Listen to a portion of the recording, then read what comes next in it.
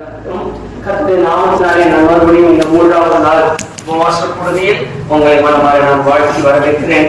இந்த 3வது நாளிலும் கர்த்தர் தம்முடைய மிகுந்த கிருபையின்படி நமக்கு இரக்கம் காண்பித்து நமது வல்லமை நம்மிலே விளங்க பண்ணி அதிசயங்களை நடத்துவதாக கர்த்தர் ஸ்தோத்திரம். நான் வேத வசனத்திலிருந்து நாம் வாசிக்க தெரிந்து கொண்ட அந்த வேத புத்தகத்தை வாசிக்கலாம். தரிசன புத்தகம் 43வது அதிகாரம் 1வது வசனம்.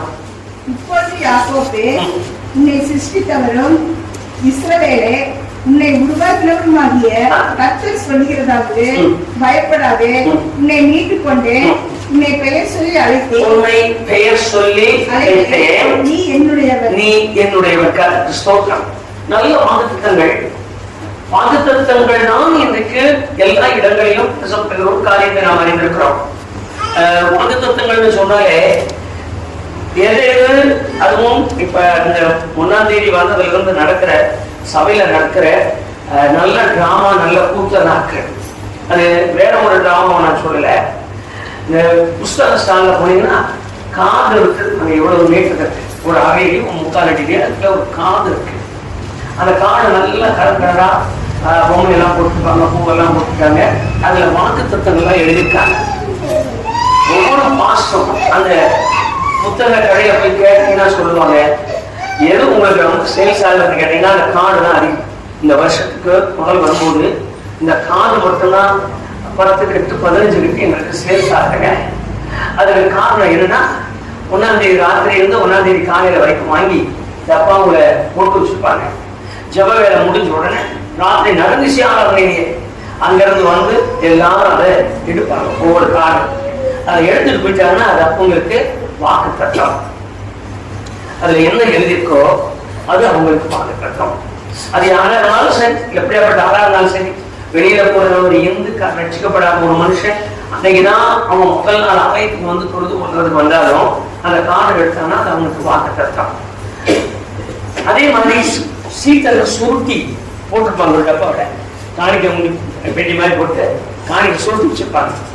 அந்த சொற்களை போய் எடுத்து வருவாங்க. ஒவ்வொருத்தரும் எடுத்து அதை படிச்சுட்டு போயிடுவாங்க. இதுதான் இந்த வருஷத்து வாக்குத்தத்தம். இப்படி அவர்கள் செய்கிறது இன்னதென்று அறியாமல் அப்படின்னு ஒரு காரியத்தை சொன்னாராம். அதை எழுதியிருக்கிற வார்த்தை ஒரு வாக்கு தத்துவம் என்று எனக்கு கொடுப்பார்கள். நான் வாக்கு தத்துவத்திற்கு உண்மையான பிள்ளையாய் மாற ஒரு வாக்குத்தத்தை எனக்கு கொடுப்பார்கள். இந்த வாக்குத்தத்தின்படி நான் பெற்றுக்கொள்ளத்தக்க தகுதியுள்ள பிள்ளையாகவும் இருக்கணும். அதுல விசுவாசிகள் ரொம்ப கவனமாக்கணும். அதுல எழுதியிருக்கிற வார்த்தை நான் உன்னை தெரிந்து கொண்டேன். வாசிங்க மறுபடியும் அந்த 2 வரிகளை.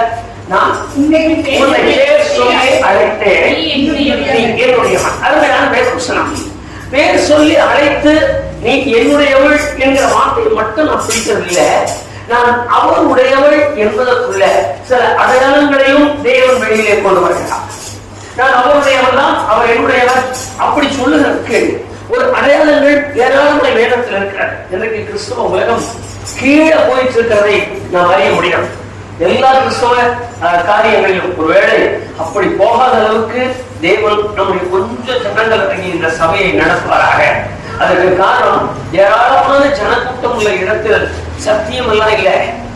ஆட்டமும் பாட்டும் கூத்தும் கொஞ்ச நேரம் 3/4 மணி நேரம் 1/2 மணி நேரம் பிரசங்கத்துல எல்லாம் முடிச்சதாங்க. 3/4 மணி நேரத்துக்குள்ள எல்லாம் முடிஞ்சு போச்சு. எனக்கு தெரியும், நான் பார்த்துட்டேன், நான் கேட்டுட்டேன். அப்படி ஒரு காரியத்தை இன்றைக்கு நெருங்கி ஓடிக்கொண்டிருக்கிற இந்த பூமியில் சியோனியர்களாய் சேர்ந்திருக்கிற நாம் கர்த்தருக்கு மகிமை உண்டாகட்டும். முழுமையாய் கர்த்தரை அறிகிற அறிவோடு வாழ கடமைப்பட்டிருக்கிறோம். இப்போ உபவாசிக்கிறோம், ஜெபிக்கிறோம் என்று சொல்லுவதற்கு காரணம், நான் இந்த வேதத்தில் இருக்கிற வார்த்தைகள் கேட்டது போல என்னை மாற்றித்தான் என்று கேட்பதற்காக. அதுதான் நம்முடைய உபவாசத்தினுடைய நோக்கமே.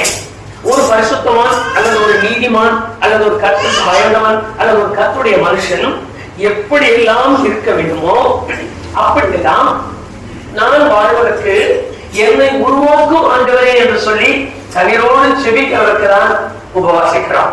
அது நமக்கு வழக்கமான காரியங்கள் எல்லாம் இல்லை. இப்படி இருக்கு அப்படி இருக்கிறதா இல்லை. அப்ப நம்மேல் விழுந்த பாரம், நம்மேல் விழுந்த கடமை, நம்மேல் விழுந்த உணர்வு எவ்வளவு அதிகம் என்பதை பாருங்கள். என்னை தெரிந்து கொண்டார், என்னை பெயர் சொல்லி அழைத்திருக்கிறார். இந்த 2 காரியத்தையும் எனக்கு கட்டளை கொடுத்திருக்கிறார். இப்ப தெரிந்து கொண்டதின் நோக்கம் என்ன? அது என்னுடைய சிந்தையில் இருக்கிறது. 2வது, எனக்கு இந்த பெயர் வைத்திருக்கிறார். இந்த பெயர் வைத்ததின் நோக்கம் என்ன? அது என் உள்ளத்தில் இருக்கிறது. இந்த 2 எனக்குள் இருந்தால்தான் நான் சரியானபடி கிறிஸ்தவனாய் வாழ முடியும். ஏன் எனக்கு தெரிந்து கொண்டார்? எனக்கு தெரிந்து கொண்டதின் நோக்கம் என்ன? எனக்கு தெரிந்து கொண்டதின் அடையாளம் என்ன? அவர் தெரிந்து கொண்டதற்கு நான் என்ன தவம் செய்தேன்? இந்த காரியத்தையெல்லாம் நான் உட்கார்ந்து ஆராயாமல் போனால் நான் தேவ பிரசன்னத்துக்கு முன்பாக நிற்க முடியாது. இப்ப நான் தேவ பிரசன்னத்துக்கு முன்பாக நிற்கணும்னு சொன்னா என்னை தெரிந்து கொண்டதற்குள்ள நோக்கத்தையும் நான் அறிய வேண்டும். நான் மறுபடியும் அந்த வேத வசனத்தை வாசிக்கலாம். புஸ்தகம்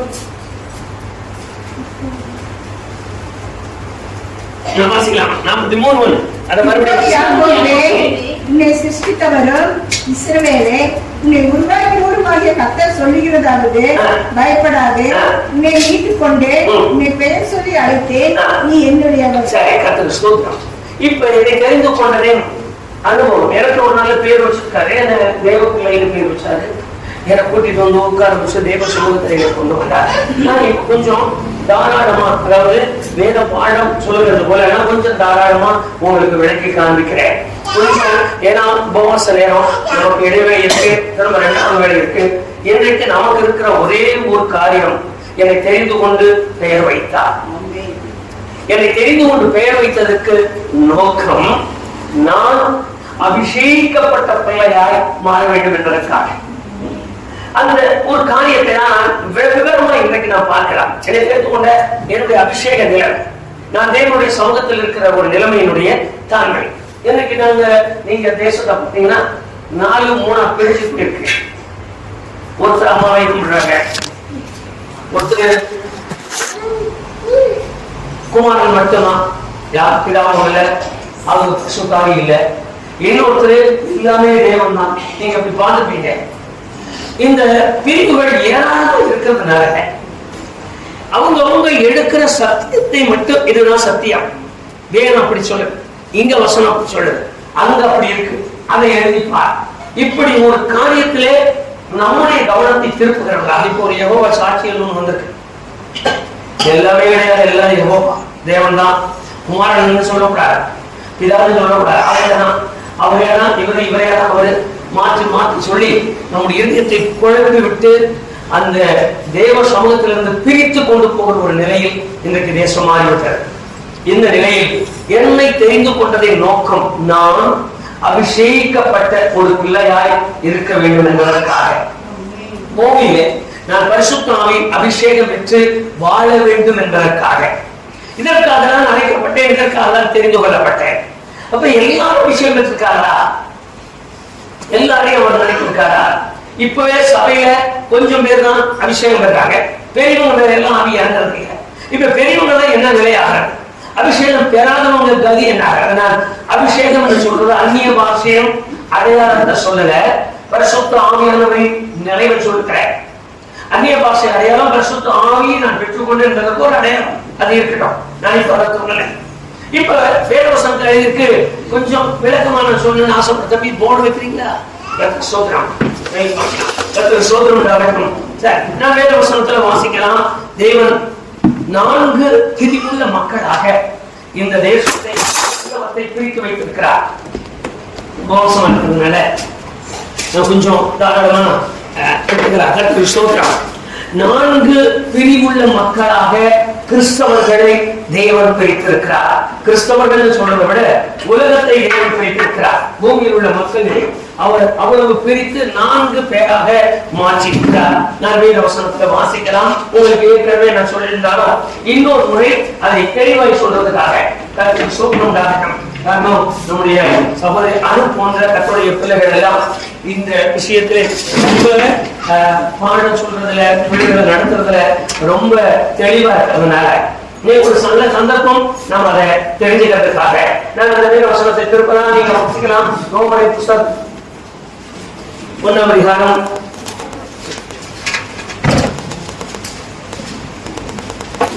முதல் இருந்து அறியாத மக்கள் இருந்து 2 தெசலோனிக்கேயர் 1ஆம் அதிகாரம் 7ஆம் வசனத்துல ஆரம்பிக்கலாம். கொஞ்சம் வாசிங்க. ஆமா வாசிங்க.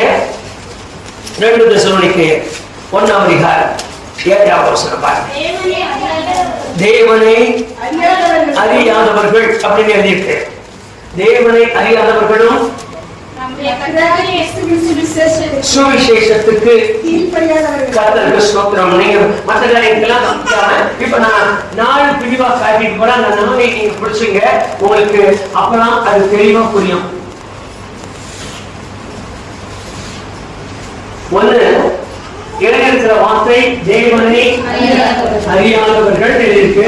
சுவிசேஷத்துக்கு கீழ்ப்படியாதவர்கள் இருக்கு. இது ஒரு பெரிய குரூப். இந்த குரூப் நீங்க எல்லாம் வெளிநாட்டு மதத்தா நாங்கள் அதை தெரிஞ்சுக்க மாட்டேன்னு சொல்றேன். இந்த இருக்கிற இந்திய தேசத்து மக்களை போல எங்களுக்கு ஏசனத்து வேண்டாம். நீங்க உங்களோட சேர்ந்த எங்களை மாத்திடுவீங்க. நீங்க வாலிபர்கள் 2 பேரும் கொஞ்சம் முன்ன வந்துருங்க. நீங்க ரொம்ப கத்துக்கணும். வாங்க வாங்க இங்க வந்து உட்காருங்க. வாலிபர்கள் கர்த்தருக்கு ஸ்தோத்திரம். நல்லா தெரிஞ்சுங்க. ஏமா வாலிப சகோதரிகள் வெளியே இருக்காங்களாமா? Yes please come here, sitting in front of us.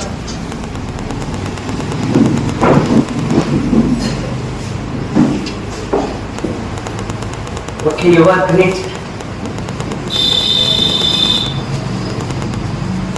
You have Malayalam Bible or English Bible? Okay, சரி, கர்த்தருக்கு ஸ்தோத்திரம். பாத்தீங்களா, நீங்க நல்லா கவனிச்சீங்க. உங்களுக்கும் இதே பாடம் தான். இப்ப வேத புத்தகத்தில் எழுதியிருக்கு தேவனை அறியாதவர்களும் சுவிசேஷத்துக்கு கீழ்ப்படியாதவர்கள். நிறைய ஆலயத்துக்கு வர்றாங்க, நிறைய நீங்களும் கூட்டிட்டு போறீங்க, நிறைய வேலை போறாங்க. இவங்க எல்லாமே போறது சுகத்துக்காக, ஆரோக்கியத்துக்காக. அப்புறம் அவங்க சொல்லுவாங்க, நான் நீங்க வந்ததுல இருந்து இயேசுவை தவிர யாரையுமே கும்பிடுறது இல்லை. அப்ப நான் கிறிஸ்தவன் தானே, நான் முந்தி ஜனத்துக்காக தான் நான் பொட்டு வைக்கிறேன், ஜனத்துக்காக தான் நான் இதெல்லாம் செஞ்சுட்டு இருக்கேன், இல்லைன்னா நான் செய்ய மாட்டேன், நான் ஆண்டவரை கேட்பேன், நான் அவரை தவிர யாரையும் மனசுல நினைக்கிறது இல்லை. அப்படி சொல்ற ஆட்கள் இருக்கு.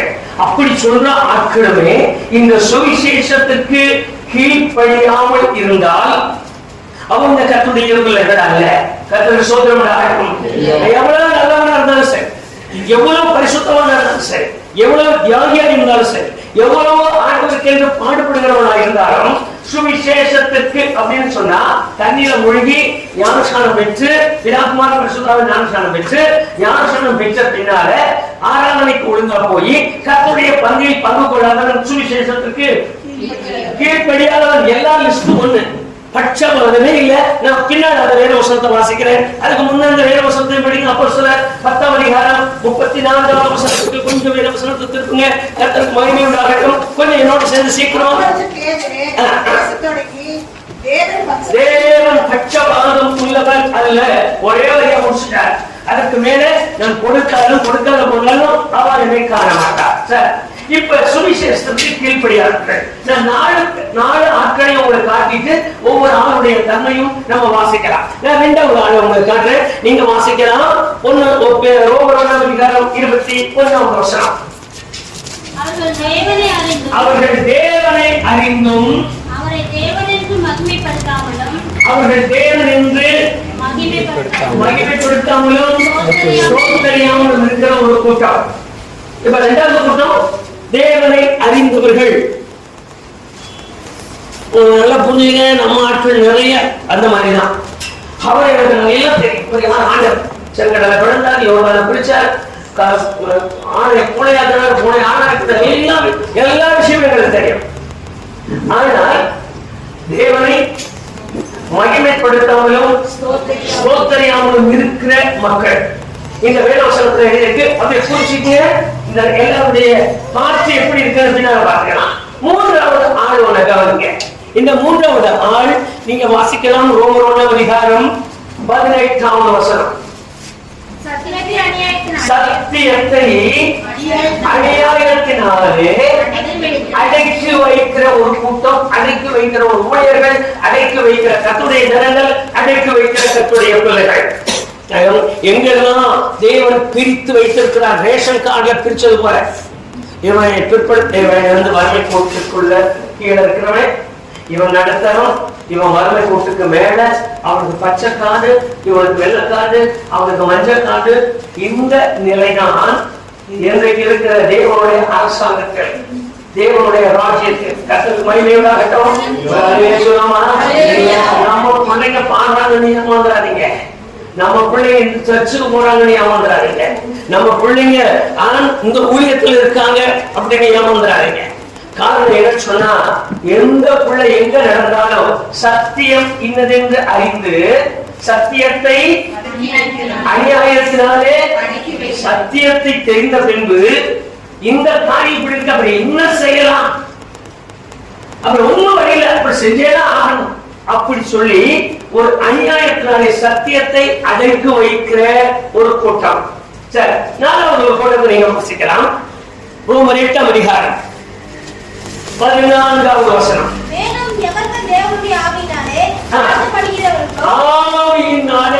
தேவனுடைய ஆவியினாலே நடத்தப்படுகிற ஒரு கூட்டம்.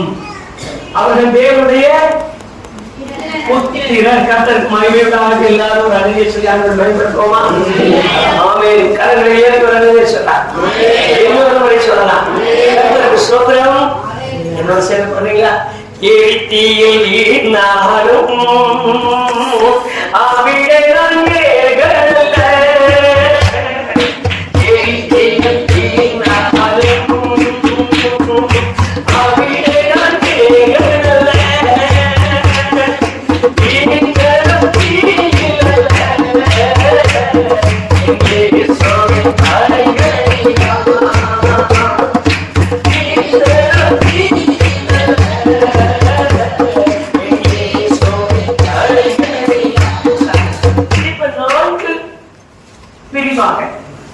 இதெல்லாம் ஒரு பாஸ்டருக்கு தெரியாதா, ஒரு பிஷப்புக்கு தெரியாதா, ரெவரண்டுக்கு தெரியாதா?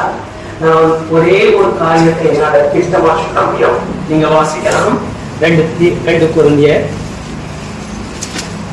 4ஆம் அதிகாரம். கொஞ்சம் எடுத்துவங்க சீக்கிரமா. வசனம் நிறைய வசனம் சொல்லித்தரேன். இன்னைக்கு நம்ம எல்லாம் எங்கேயோ உட்கார்ந்து இருக்கிறதுனால 4ஆவது வசனம் 6வது வசனம். ஆமா, 4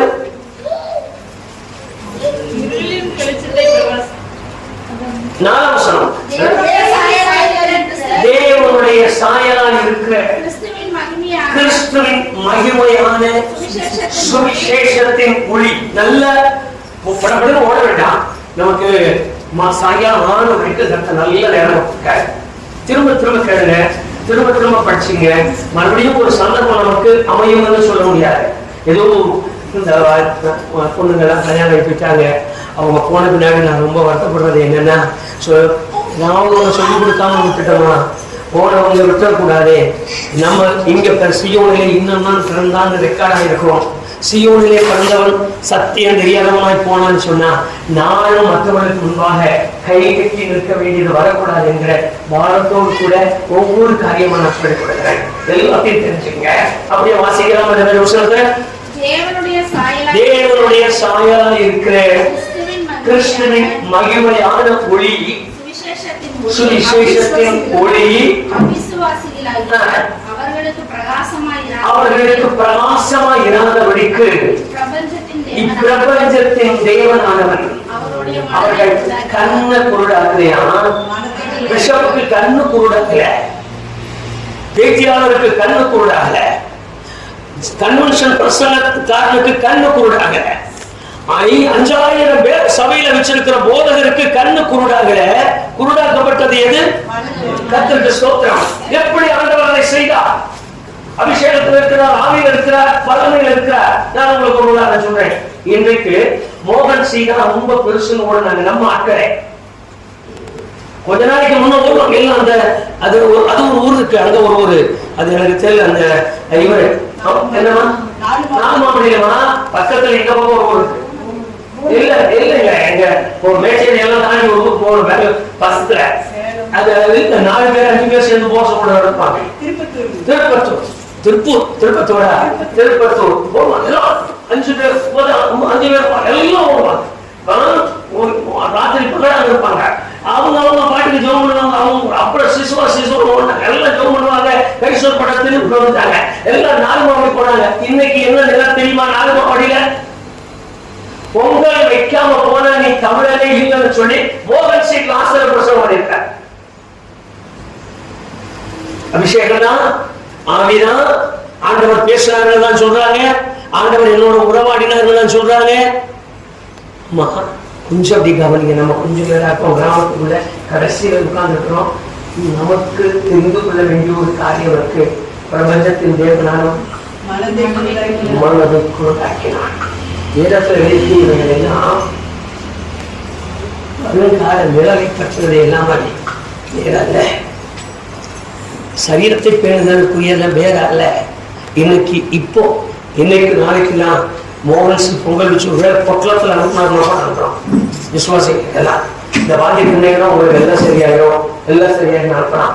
சாப்பிடாதீங்க, வாழ்ந்தாதீங்க, சாப்பிடாதீங்க. காரணம் என்னன்னா உலகத்தோட சேர்ந்து போயிட்டு இருக்கிற உலகத்தில் வேதத்தில் எழுதியிருக்கிறது. நீங்களும் நானும் உலகம் ஜாக்கிரதையுள்ளவர்களாக இருக்கிறேன், எவ்வளவு ஜாக்கிரதையுள்ளவர்களாக இருக்கிறேன். அந்த அனுபவம் நமக்கு தேவை. நான் இப்ப வேத வசனத்துக்குள்ள வந்துடும். இப்ப ஒவ்வொரு நாளா நம்ம பார்க்கலாம். அப்ப சபைக்குள் இருந்தாலும் விசுவாச உலகத்தில் இருந்தாலும் தேவன் 4 செக்ஷனாக our God separates the people. உங்களுக்காக உங்களுக்கு புரியுது என்ன செய்ய தெரியுமா? தனித்தனியா பிரிச்சு விட்டார். 4 பிரிச்சுதான் இன்றைக்கு விசுவாசிகளை அவர் கவனிக்கிறார். இதுல நான் யார் என்ற ஒரு கேள்வி, நான் யார் என்ற கேள்விக்கு வேற பதில் சொல்றது, நான் தேவனாலே தெரிந்து கொள்ளப்பட்டவன், நான் தேவனாலே பேர் வைக்கப்பட்டவன், எனக்கு ஆழமான நம்பிக்கை உண்டு, என்னை குறித்து அவர் வேணாம் தான் சொன்னது. ஆனால் தெரிந்து கொண்டு எனக்கு பெயர் வைத்தால் இன்றைய என் நிலை என்ன? நான் யோசிக்காத போனா நான் இந்த விசுவாசத்துக்கு இல்லை. நான் யோசிக்க கடமைப்பட்டிருக்கிறேன். யாரும் எனக்கு தப்பிக்க போறதில்லை, யாரும் இந்த பரலோகத்துக்கு கொண்டு போய் பேர் கொடுத்து சேர்க்க போறதில்லை. என் காரியமாய் நான் அவரை நேசிப்பேன். ஆனால் நான் தான் தேவ சமூகத்தில் போக வேண்டியவன், நான் தான் தேவ சமூகத்தில் இருக்க வேண்டியவன், நான் தான் தேவ சமூகத்தில் முற்றிலுமாய் காணப்பட வேண்டியவன். கர்த்தருக்கு ஸ்தோத்திரம். நான் இப்ப முதல் ஆண்டு பார்க்கலாம், கடைசியா இருக்கு. நமக்கு நேரம் வந்து பார்க்கலாம், தீ குச்சிரோட பார்க்கலாம். நம்ம இப்ப ஆரம்பிக்கலாம். வேத வாசிக்கலாம். அப்படியே கொஞ்சம் வாசிங்க. ரோமர் அதிகாரம் அந்த 22ஆம் வசனத்தை மறுபடியும் வாசிங்க. நான் அந்த காரியத்துல இருந்து வரலாம். தேவனை அறிந்தும் அவரை இல்ல மாறி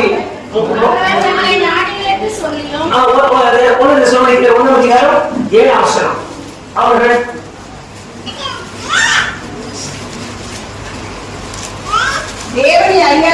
தேவனை அறியாதவர்களும் நம்முடைய கர்த்தராகிய இயேசு கிறிஸ்துவின் சுவிசேஷத்திற்கு கீழ்ப்படியாதவர்கள். கர்த்தருக்கு ஸ்தோத்திரம் உண்டாகட்டும். இப்ப இவங்களுடைய நிலைமை என்ன? இவங்களுக்கு ஒரு நிலைமை இருக்கு. இவங்களுக்கு குறிச்சு ஒரு ரிசல்ட் சொல்லியாச்சு. அக்காவா இருந்தாலும் சரி, தம்பியா இருந்தாலும் சரி, 2 நாள் ஆலயத்துக்கு வருவாங்க. நோய் இருக்கிற வரைக்கும் இருப்பாங்க, பேய் பிடிக்கிற வரைக்கும் இருப்பாங்க, தங்களுக்கு ஏதாவது கோரிக்கை நிறைவேற வரைக்கும் இருப்பாங்க.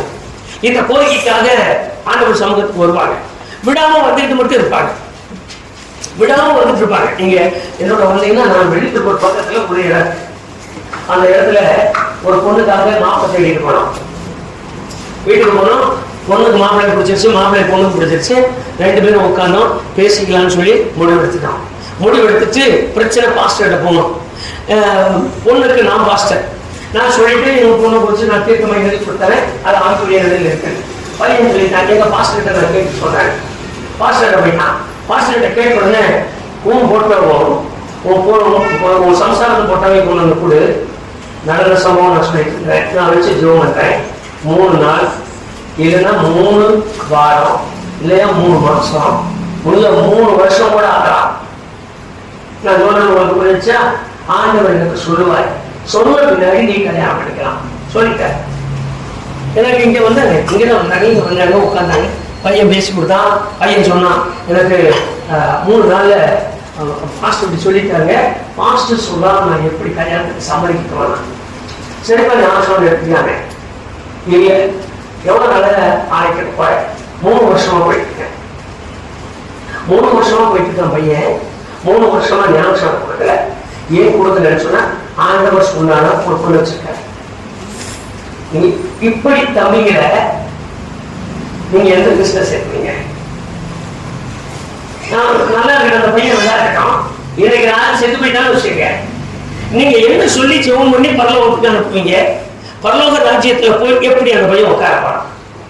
ஒரு 2 நிமிஷம் நல்லா யோசனை பண்ணுங்க. நீங்க நம்ம உபவாசத்துல இருக்கோம், எல்லாம் ஒரு மாதிரி தூக்கம் வந்துச்சுன்னா சேர்ல தூக்கி முன்ன போட்டு உட்காருங்க. நேரத்தை நான் சொல்லிட்டேன், உட்கார முடியல, வெளியே நிறைய சேர் நீங்க பக்கத்துல உட்காருங்க, ஏன்னா நான் இடிக்கிறதுக்கு வசதியாகும். நல்ல ஏற்கனவே இடிச்சா நீங்க கவலைப்படாதீங்க. அப்ப இந்த பையன் இப்ப செத்து போயிட்டான், இந்த பையனுக்கு நாங்க ஒரு அடக்காரங்களை பண்றேன், நான் என்னன்னு சொல்லி ஜோம் பண்ணணும் நீங்களே முடிவு பண்ணுங்க. பையன் எந்திரிச்சு கேட்கிறேன், 3 வருஷமா நான் ஆலயத்துக்கு தான் போறேன், 3 வருஷமா தசமா கொடுக்குறேன், மாஸ்டர் விட்டு விளங்குறது இல்லை, என் வீட்டுல எந்த படம் இல்லை, என் வீட்டுல விக்கிரகாரம் இல்லை, நான் ஆண்டவரை நம்பி இருக்கிறேன். இப்படி ஒரு நிலையில ஒரு பையன் செத்துட்டான், எங்க போவான்? பரலோகத்துக்கு போவானா நரகத்துக்கு போவானா? சொல்லுங்கம்மா. ஆத்மா பத்தி போக முடியாதம்மா. ஏமா? மகிமையோட ஆழம். இப்ப நான் பரலோகத்துக்கு போயிருக்கிறாரு, பரலோகத்துல பார்த்திருக்கேன், உன் பையன் தோட்டத்துல பூ பொறிச்சதை பார்த்தேன், உன் பையன் தேவனுடைய மடியில் உட்கார்ந்து இருக்கிறத பார்த்தேன்னு சொல்ற. தரிசனமும் பொய், தரிசிக்கிற அவனும் கலக்கிட்ட தரிசி, போயிருக்கிறேன்னு சொல்ற உபதேசமும் கல போற. சட்டம் சட்டமே, சட்டத்துக்கு வழி இல்லை. எப்ப ஒரு மகள் ஒரு மகன் நன்மை தீமை அறிய தொடங்கினானோ அன்னைக்கு புடிச்சு ஒழிக்க வேண்டியது ஒரு அப்பா அம்மாவுடைய கடமை. கர்த்தருக்கு ஸ்தோத்திரம். அதனால இப்ப செய்ய முடியல, அதை செஞ்சாதான் இப்ப ஆபத்து. ஆனா நம்ம பிள்ளைங்க இருக்காங்க, வயசுக்கும் வந்துருவாங்க, பெருசா படிச்சுருவாங்க, காலேஜுக்கும் போயிடுவாங்க, வேலையும் கிடைச்சிடும், தண்ணியில போடுங்க. இப்ப இடத்துக்கு டிவி பார்க்க முடியாது, நெக்கு பார்க்க முடியாது, ஒண்ணு அப்புறமே செய்யலாம். நம்ம பிள்ளைங்களை தள்ளிட்டு போற பிள்ளைங்க காலத்துல இருக்கோம். சரி, நான் இப்ப அதெல்லாம் கணக்கெடுக்கிறேன். இப்ப அறியாதவனுடைய நிறைய கவனிக்க. இப்ப நான் இப்ப என்ன சொல்றேன்னா, நீ 3 வருஷமா வந்து சத்தியத்தை தெரியல, ஞானசாரத்தை தெரியல, எடுத்துக்கிறது தெரியாம வாழ்ந்ததுனால நீ எந்த லிஸ்ட்ல சேர போறீங்க? சுவிசேஷத்துக்கு நீங்க உனக்கு என்ன அந்த பாஸ்வேர்ட் சொல்ல, உனக்கு எங்க உன்னை ஆணுக்குள்ள நடத்துறானோ அங்க தேடி ஓடி உட்கார். 50 கடை இருக்கு, ஹோட்டல் கடை, ஒவ்வொரு கடையா பார்த்துட்டு போய் நல்ல கடையா ருசி கடையா இருக்கு உட்கார்ந்து இருக்கீங்களா? கர்த்தருக்கு ஸ்தோத்திரம். எங்கெல்லாம் இருக்கோம், நம்ம எவ்வளவு கவனமா இருக்கணும்னு கவனிங்க. அந்த கடையை வேண்டாம், அடுத்த கடையில போய் மணிய செலவு செய்ய, அந்த கடையில பழைய பொருள் வச்சிருப்பான் சொல்றோம். அந்த கடையில இருக்கிற சேலையெல்லாம் ஒண்ணும் வேண்டாம், அங்க அவர் ஒரு மாதிரியான எடுத்துட்டு இருக்காரு, அந்த கடைக்கு போனா எல்லா இடத்துலயும் இருக்கும். நானே சொல்லிட்டு போறேன், எல்லா உணர்வும் எனக்கு இருக்கு, ஆனா சுவிசேஷத்திற்கு கீழ்ப்படிங்கிற உத்தரவு எனக்கு இல்லை. படிச்சு பாருங்க, அந்த நேரத்தில் உங்களுக்கு காட்டுறேன், வாசிக்கலாம். 22வது வசனத்துக்கு வாங்க. ரோமர் 1:22. கொஞ்சம் படி. நான் இந்த தீர்ப்பை சொல்லி ஞானிகள் அப்படின்னு சொல்றாங்க, கவனிச்சிட்டீங்களா? பேருக்கு யாரு? எனக்கு தெரியாததா? நான் படிக்காததா? எத்தனை நான் பேர் சொல்லல, எனக்கு கீழ்ப்பணியில ஒரு நம்பிக்கை. நம்ம தெருவுல ஜாகரிச்சு பாட்டு படிக்கலாம். நான் பேசுறது அந்த பிரசங்கம் தானியல்ல ஒரு பிரசங்கத்தை பண்ணிட்டு இருக்கேன். தென்னையில உட்கார்ந்து என்னை கிண்டல் பண்ணிட்டு இருக்கார். நான் பேச பேச திருப்பி திருப்பி சொல்லிட்டு இருந்தார். நல்ல மனுஷன். நான் சொல்றேன், எல்லாம் நம்ம சொந்தக்காரன் தான், நான் சொல்றேன், நீங்க கேட்டுங்க. ராஜேந்திரன் ஒருத்தர் இருப்பார் கீழ்வாணியில, இன்னைக்கு சிஎஸ்எல்ல செக்ரட்டரியா இருக்கார் ராஜேந்திரன். கிண்டல் பண்ணிக்கிட்டே இருந்தார். கடைசி செவனையா வந்தாரு.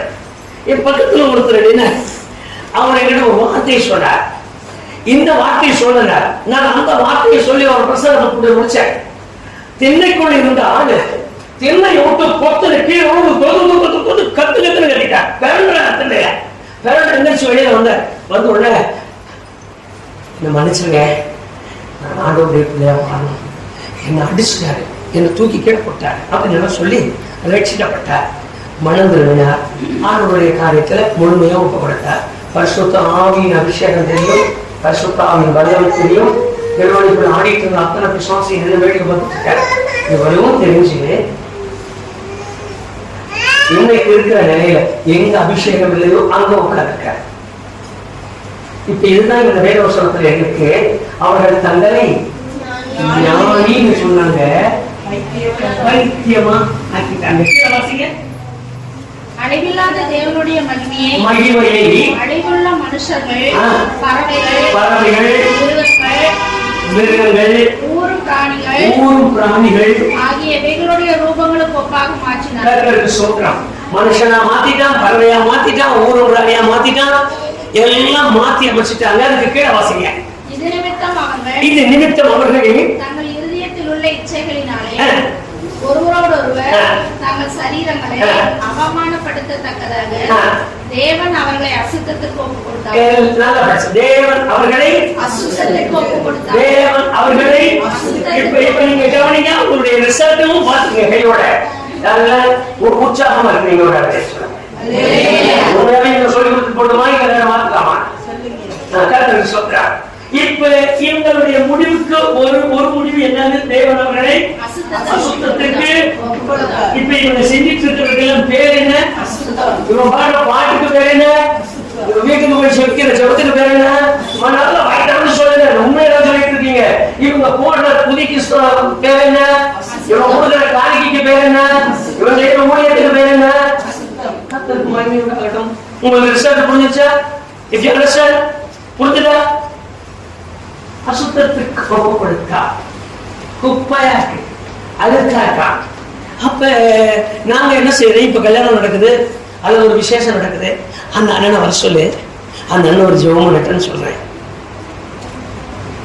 நான் முழுமையான சத்தியத்தை சொல்லிட்டு இருக்கேன். அந்த அண்ணன் வர சொல்லு, யோகம் நடப்பான். இப்ப அந்த அண்ணன் வர கருணாகரன் எடுத்து கூப்பிடாதீங்க, இந்த புள்ளி எடுத்து கருணாகரன் வர கருணாகரன் ஒரு ஜெபம் கொடுத்துட்டாரு ஒரு காரியத்துக்கு.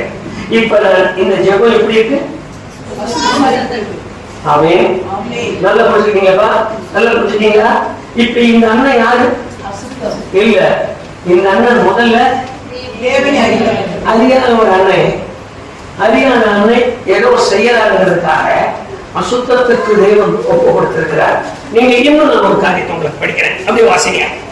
ரொம்ப 3ஆம் அதிகாரத்துக்கு வாங்க, 14 இருந்து 18 வரைக்கும் தொட்டு படிச்சு பாருங்க.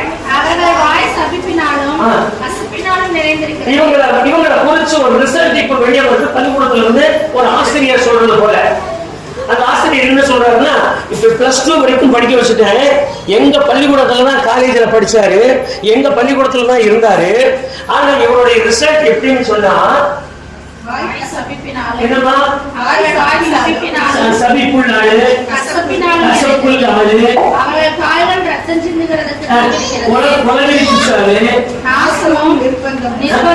நல்ல பிரச்சனைமா எந்த காரியத்தையும் அப்படி பண்ண மாட்டாரு. நாசம் பண்றாரு, நிர்பந்தமான ஆளு, சமாதான வழியை சமாதானம் என்ன பண்றதுன்னே தெரியாது, பேசுறதெல்லாம் தெரியும். நீங்க ரிசல்ட் மட்டும் மாத்திரம் எனக்கு போதும், அப்பதான் நமக்கு மனசுக்கு புரியும். அப்ப நான் யாரோட ஒட்டு வச்சிருக்கேன், யாரோட கூட்டு வச்சிருக்கேன், யாரோட சேர்ந்தது போயிருக்கேன் சொல்றாங்க. நீங்க ஐக்கியப்பட்டனா இவ்வளவு நல்லவன் இருந்தாலும் ஆமே. நீங்க ஒரு வேலை வசனத்தை படிங்க, வெளிப்படுத்தின விசேஷம் 3ஆம் அதிகாரம் 8ஆம் வசனத்தை கொண்டு உன் கிரியைகளை அறிந்திருக்கிறேன். உனக்கு கொஞ்சம் பலன் இருந்தும் நீ என் நாமத்தை மறுதலியாமல் என் வசனத்தை கைக்கொண்டபடினாலே இதோ திறந்த வாசலை உனக்கு முன்பாக வைத்திருக்கிறேன், அதை ஒருவனும் பூட்ட மாட்டான். வெளிப்படுத்தின விசேஷம் 3ஆம் அதிகாரம் 13:8.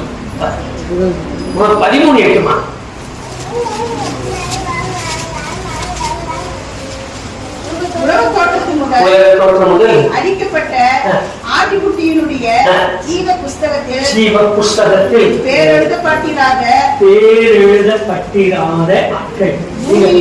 போதும் ஜீவ புஸ்தகத்தில் பேரெழுதப்பட்டிராத ஆழ்ந்த எண்ணிக்கை. ஆமே. நான் இன்னொரு வசனத்தை கொஞ்சம் படிங்க. 17ஆம் அதிகாரம் 8ஆம் வசனத்தை கொண்டுறேன். எபேசியர் 17:8. கொஞ்சம் போடுற மாதிரி இருக்கும், ஆனா கொஞ்சம் படிச்சுக்கலாம். எபேசியர் 17:8. நீ கண்ட மிருகம் முன்னே இருந்தது, இப்பொழுது இல்லை. அது பாதாளத்திலிருந்து ஏறி வந்துச்சுமா, நாசமடைய போகிறது. உலக தோற்றம் முதல் ஜீவ புஸ்தகத்தில் பேரெழுதப்பட்டிராத பூமியின் குடிகள் இருந்ததும் இல்லாமற் போனதும் இனி இருப்பதுமாய் இருக்கிற மிருகத்தை பார்த்து ஆச்சரியப்படுவார்கள்.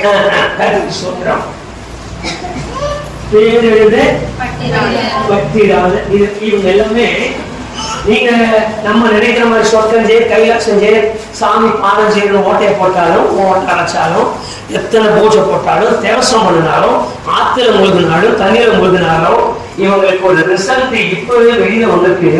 இவங்களுடைய நிறைய இவங்க அத எழுதியிருக்கு. அந்த வசனத்தை வாசிக்கிறான். எபேசியருக்கு வாங்க, 4ஆம் அதிகாரம். எபேசியர் 4:18 மட்டும் படிச்சுங்க. 17, 18, 19 3 வசனத்துல இருக்கு. 18 மட்டும் படிங்க. அவர்கள் புத்தியில் அந்தகாரப்பட்டு தங்கள் இருதய கடினத்தினால் தங்களில் இருக்கும் அறியாமையினாலே தேவனுடைய ஜீவனுக்கு அந்நியராய் இருந்து, தேவனுடைய ஜீவனுக்கு இவங்க யாரும் தேவராஜ்யத்துக்குள்ள நுழைகிறதுக்கு இல்ல. அக்கா, அம்மா, அத்தை, பாட்டி எல்லாத்துக்கும் சொல்லி முடிச்சாங்க. எங்க அப்பா சாமியா மாறிடுச்சு, எங்க அப்பா சாமியோட ஒண்ணா போயிடுச்சு, எங்க அம்மா சாமியோட சேர்ந்திருக்கு, எங்க அம்மா தெய்வ ரூபத்தில் இருக்கு. எந்த காரியத்துக்கு இல்ல. ரிசல்ட் வெளியில வந்தாச்சு.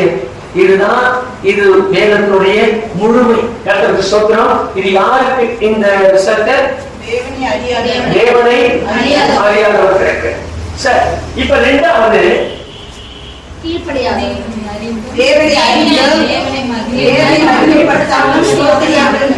எனக்கு நல்ல ஆண்டவரத்தை பிரசங்கத்துக்கு விட்டீங்கன்னா 2 மணி நேரம் பிரசங்கம். மைக்கோ கிட்ட மைக்க கொடுத்து வேதத்தை பேச சொல்லுங்க. செத்து போன ஒருத்தர் இருந்தாரு, ரொம்ப அருமையான பேச்சாளர். வரிசையா சொல்லிப்பார். இப்ப இருக்கிற ஆட்கள் கிட்ட கொடுங்க. இங்க விஜயகாந்த் உங்களுக்கு எல்லாருக்கும் தெரியும். விஜயகாந்த் பிரசவம் பண்ணார். ஒரு முறை தொப்பியை வச்சுட்டு மேல ஒரு அங்கியை போட்டு கிறிஸ்தவங்களை பத்தி பிரசங்கம் பண்ணார். இயேசுநாதர் யார் என்று உங்களுக்கு தெரியுமா? ஒரு கணத்தில் அடித்தால் மறு கணத்தை பிரிப்பு கொடு என்று சொன்னார். வருத்தப்பட்ட சுகசமக்கிறவங்க என்கிட்ட வாங்க, இழைப்பாளர்களுக்காரன்னு சொன்னார். அதே மாதிரி என்கிட்ட வாங்க, நான் தான் விஜயகாந்த் பிரசங்கம் எல்லாம் கேட்கேன். அருமையான பிரசங்கம். நல்ல அதே அவங்களுக்கு தேவனை அறிவிச்சாங்க. அதை போல நம்ம ஆட்களையும் கொஞ்சம் பேரை பாருங்க. நல்ல தேவனை தெரியும், அவர் தெரியும், ரட்சிப்பு தெரியும், பரிசுத்தாவின் அபிஷேகம் தெரியும், அந்நிய பாஷை தெரியும், ஆராதிக்கணும்னு தெரியும், துதிக்கணும்னு தெரியும், ஸ்தோத்திரிக்கணும்னு தெரியும். இதை தெரிந்துமே தேவனை மகிமைப்படுத்தல. எப்படி நான் மகிமைப்படுத்தல? நம்ம வீட்டை தோற்றம் பண்றல, நான் தான் ஆண்டவரை பாடுறேன், ஸ்தோத்திரம் பண்றேன், துதிக்கிறேன். நான் எப்படி மகிமைப்படுத்தாம போனேன்? இந்த ரிசல்ட் எப்படி எனக்கு பொருந்தும்? நம்ம கேட்கிறோம். நான் மகிமைப்படுத்துகிறேன் அப்படின்னு சொல்ற ஒரு அனுபவம் இருக்குமானால், முதல் என் சாட்சியின் அனுபவத்தில் நான் அவரை மகிமைப்படுத்த வேண்டும்.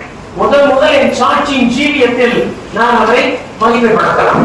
என்னை பார்க்கிறவன் இவன் கிறிஸ்தவன் சொல்லணும். என்னை நடப்பவர்களை கண்டுக்கிறவன் இவன் கிறிஸ்தவன் சொல்லணும்.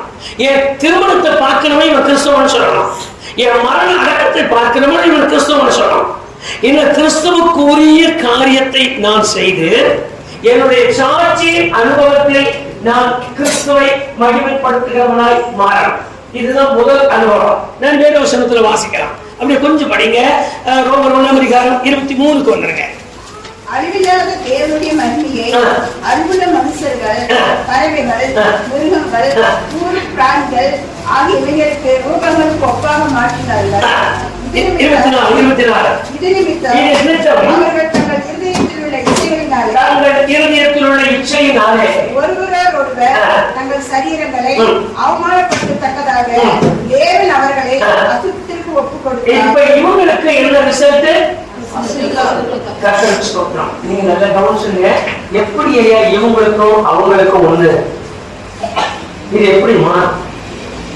அறியாமே தெரிஞ்சுதான் அவனதான் இப்படி பண்ணிட்டீங்க. இப்ப அறிஞ்சவனும் எப்படி மாறான்? அவர் எதற்காக அவர் தெரிந்து கொண்டார் என்றால், நான் அவரை ஸ்தோத்தரித்து மகிமைப்படுத்தணும். இந்த ஒரு காரியத்துக்கு தான் என்னை தெரிந்து கொண்டார். நான் போய் நின்றுட்டு அழுங்காம பாடி அழுங்காம வச்சுட்டு வெளியில வந்து பொல்லாத கிரியைகளை செய்கிறதுக்காக, தேவனுக்கு பிரியமில்லா செய்யறதுக்குள்ள கொஞ்சம் நீங்க வாசிக்கலாம். நான் ஒரு 2 பேர் 2ஆம் அதிகாரம் 14 வருஷம் பாருங்க. 2 பேர் 2:14 அதை படிச்சிருந்தா வெளியே கொடுக்கலாம். விபச்சார மயக்கத்தால் நிறைந்தவர்கள்,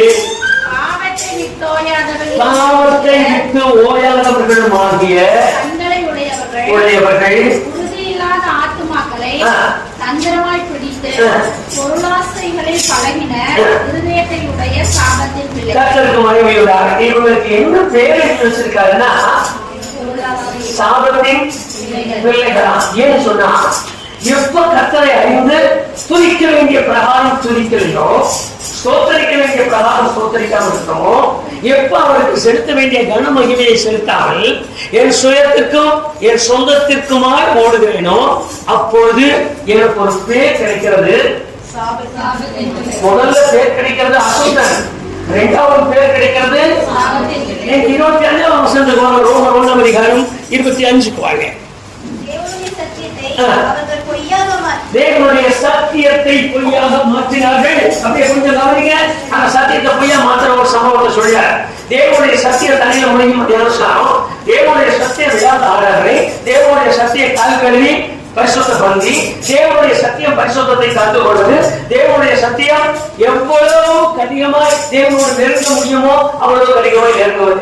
இந்த சத்தியத்தை என்னன்னு பொய்யா மாத்துறாங்க. அப்படியே இருக்க முடியுமா? அப்படியெல்லாம் வாழ முடியுமா? அந்த பரிசுத்தம் எப்படி வாழலாம்? அந்த பரிசுத்தம் எப்படி ஆவலாம்? எப்படி வாழலாம்? தாவீதுக்கு எப்படி 5 பொண்டாட்டி, சாலமோனுக்கு எப்படி இத்தனை பொண்டாட்டி, அவன் எப்படி இவ்வளவு ஞாபகம் இருக்கிறான், ரெபெக்காவுக்கு எப்படி அவன் அப்பம் பிரிச்சு கொடுத்தார். நீங்க கவனிங்க, என்னென்ன காரியத்தை சொல்லணுமோ எல்லாம் சொல்லி சத்தியத்தை பொய்யாக மாற்றி, அதுக்கு என்ன பரவல, அதுக்கு என்ன பரவல நடத்து ஆண்டவர் அதெல்லாம் மன்னிச்சுவார். சத்தியத்தை பொய்யாக மாற்றினாலே இவத்தான் இருப்பாங்க.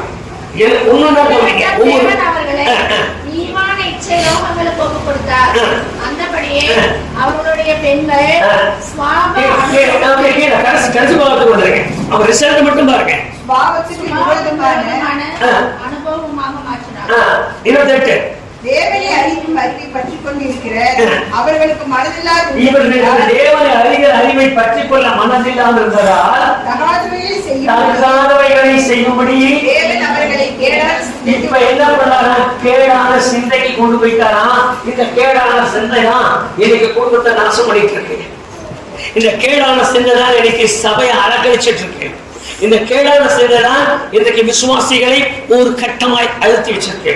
இந்த கேடான சிந்தை தான் ஆவிக்குள் வளர்வதற்கு விடாமல், அவர்கள் தேவனோடு நெருங்குவதற்கு விடாமல் சுயத்தாலே அழிக்கப்பட்டு அடைக்கப்பட்டவர்களாய் நிற்கிறார்கள். என்னவர்களுக்கு சோதனம் உண்டாகட்டும். ஒரு ஆளுநே சொல்லுவோமா? இன்னொரு அதே 32ஆம் வசனத்தை வாசிங்க.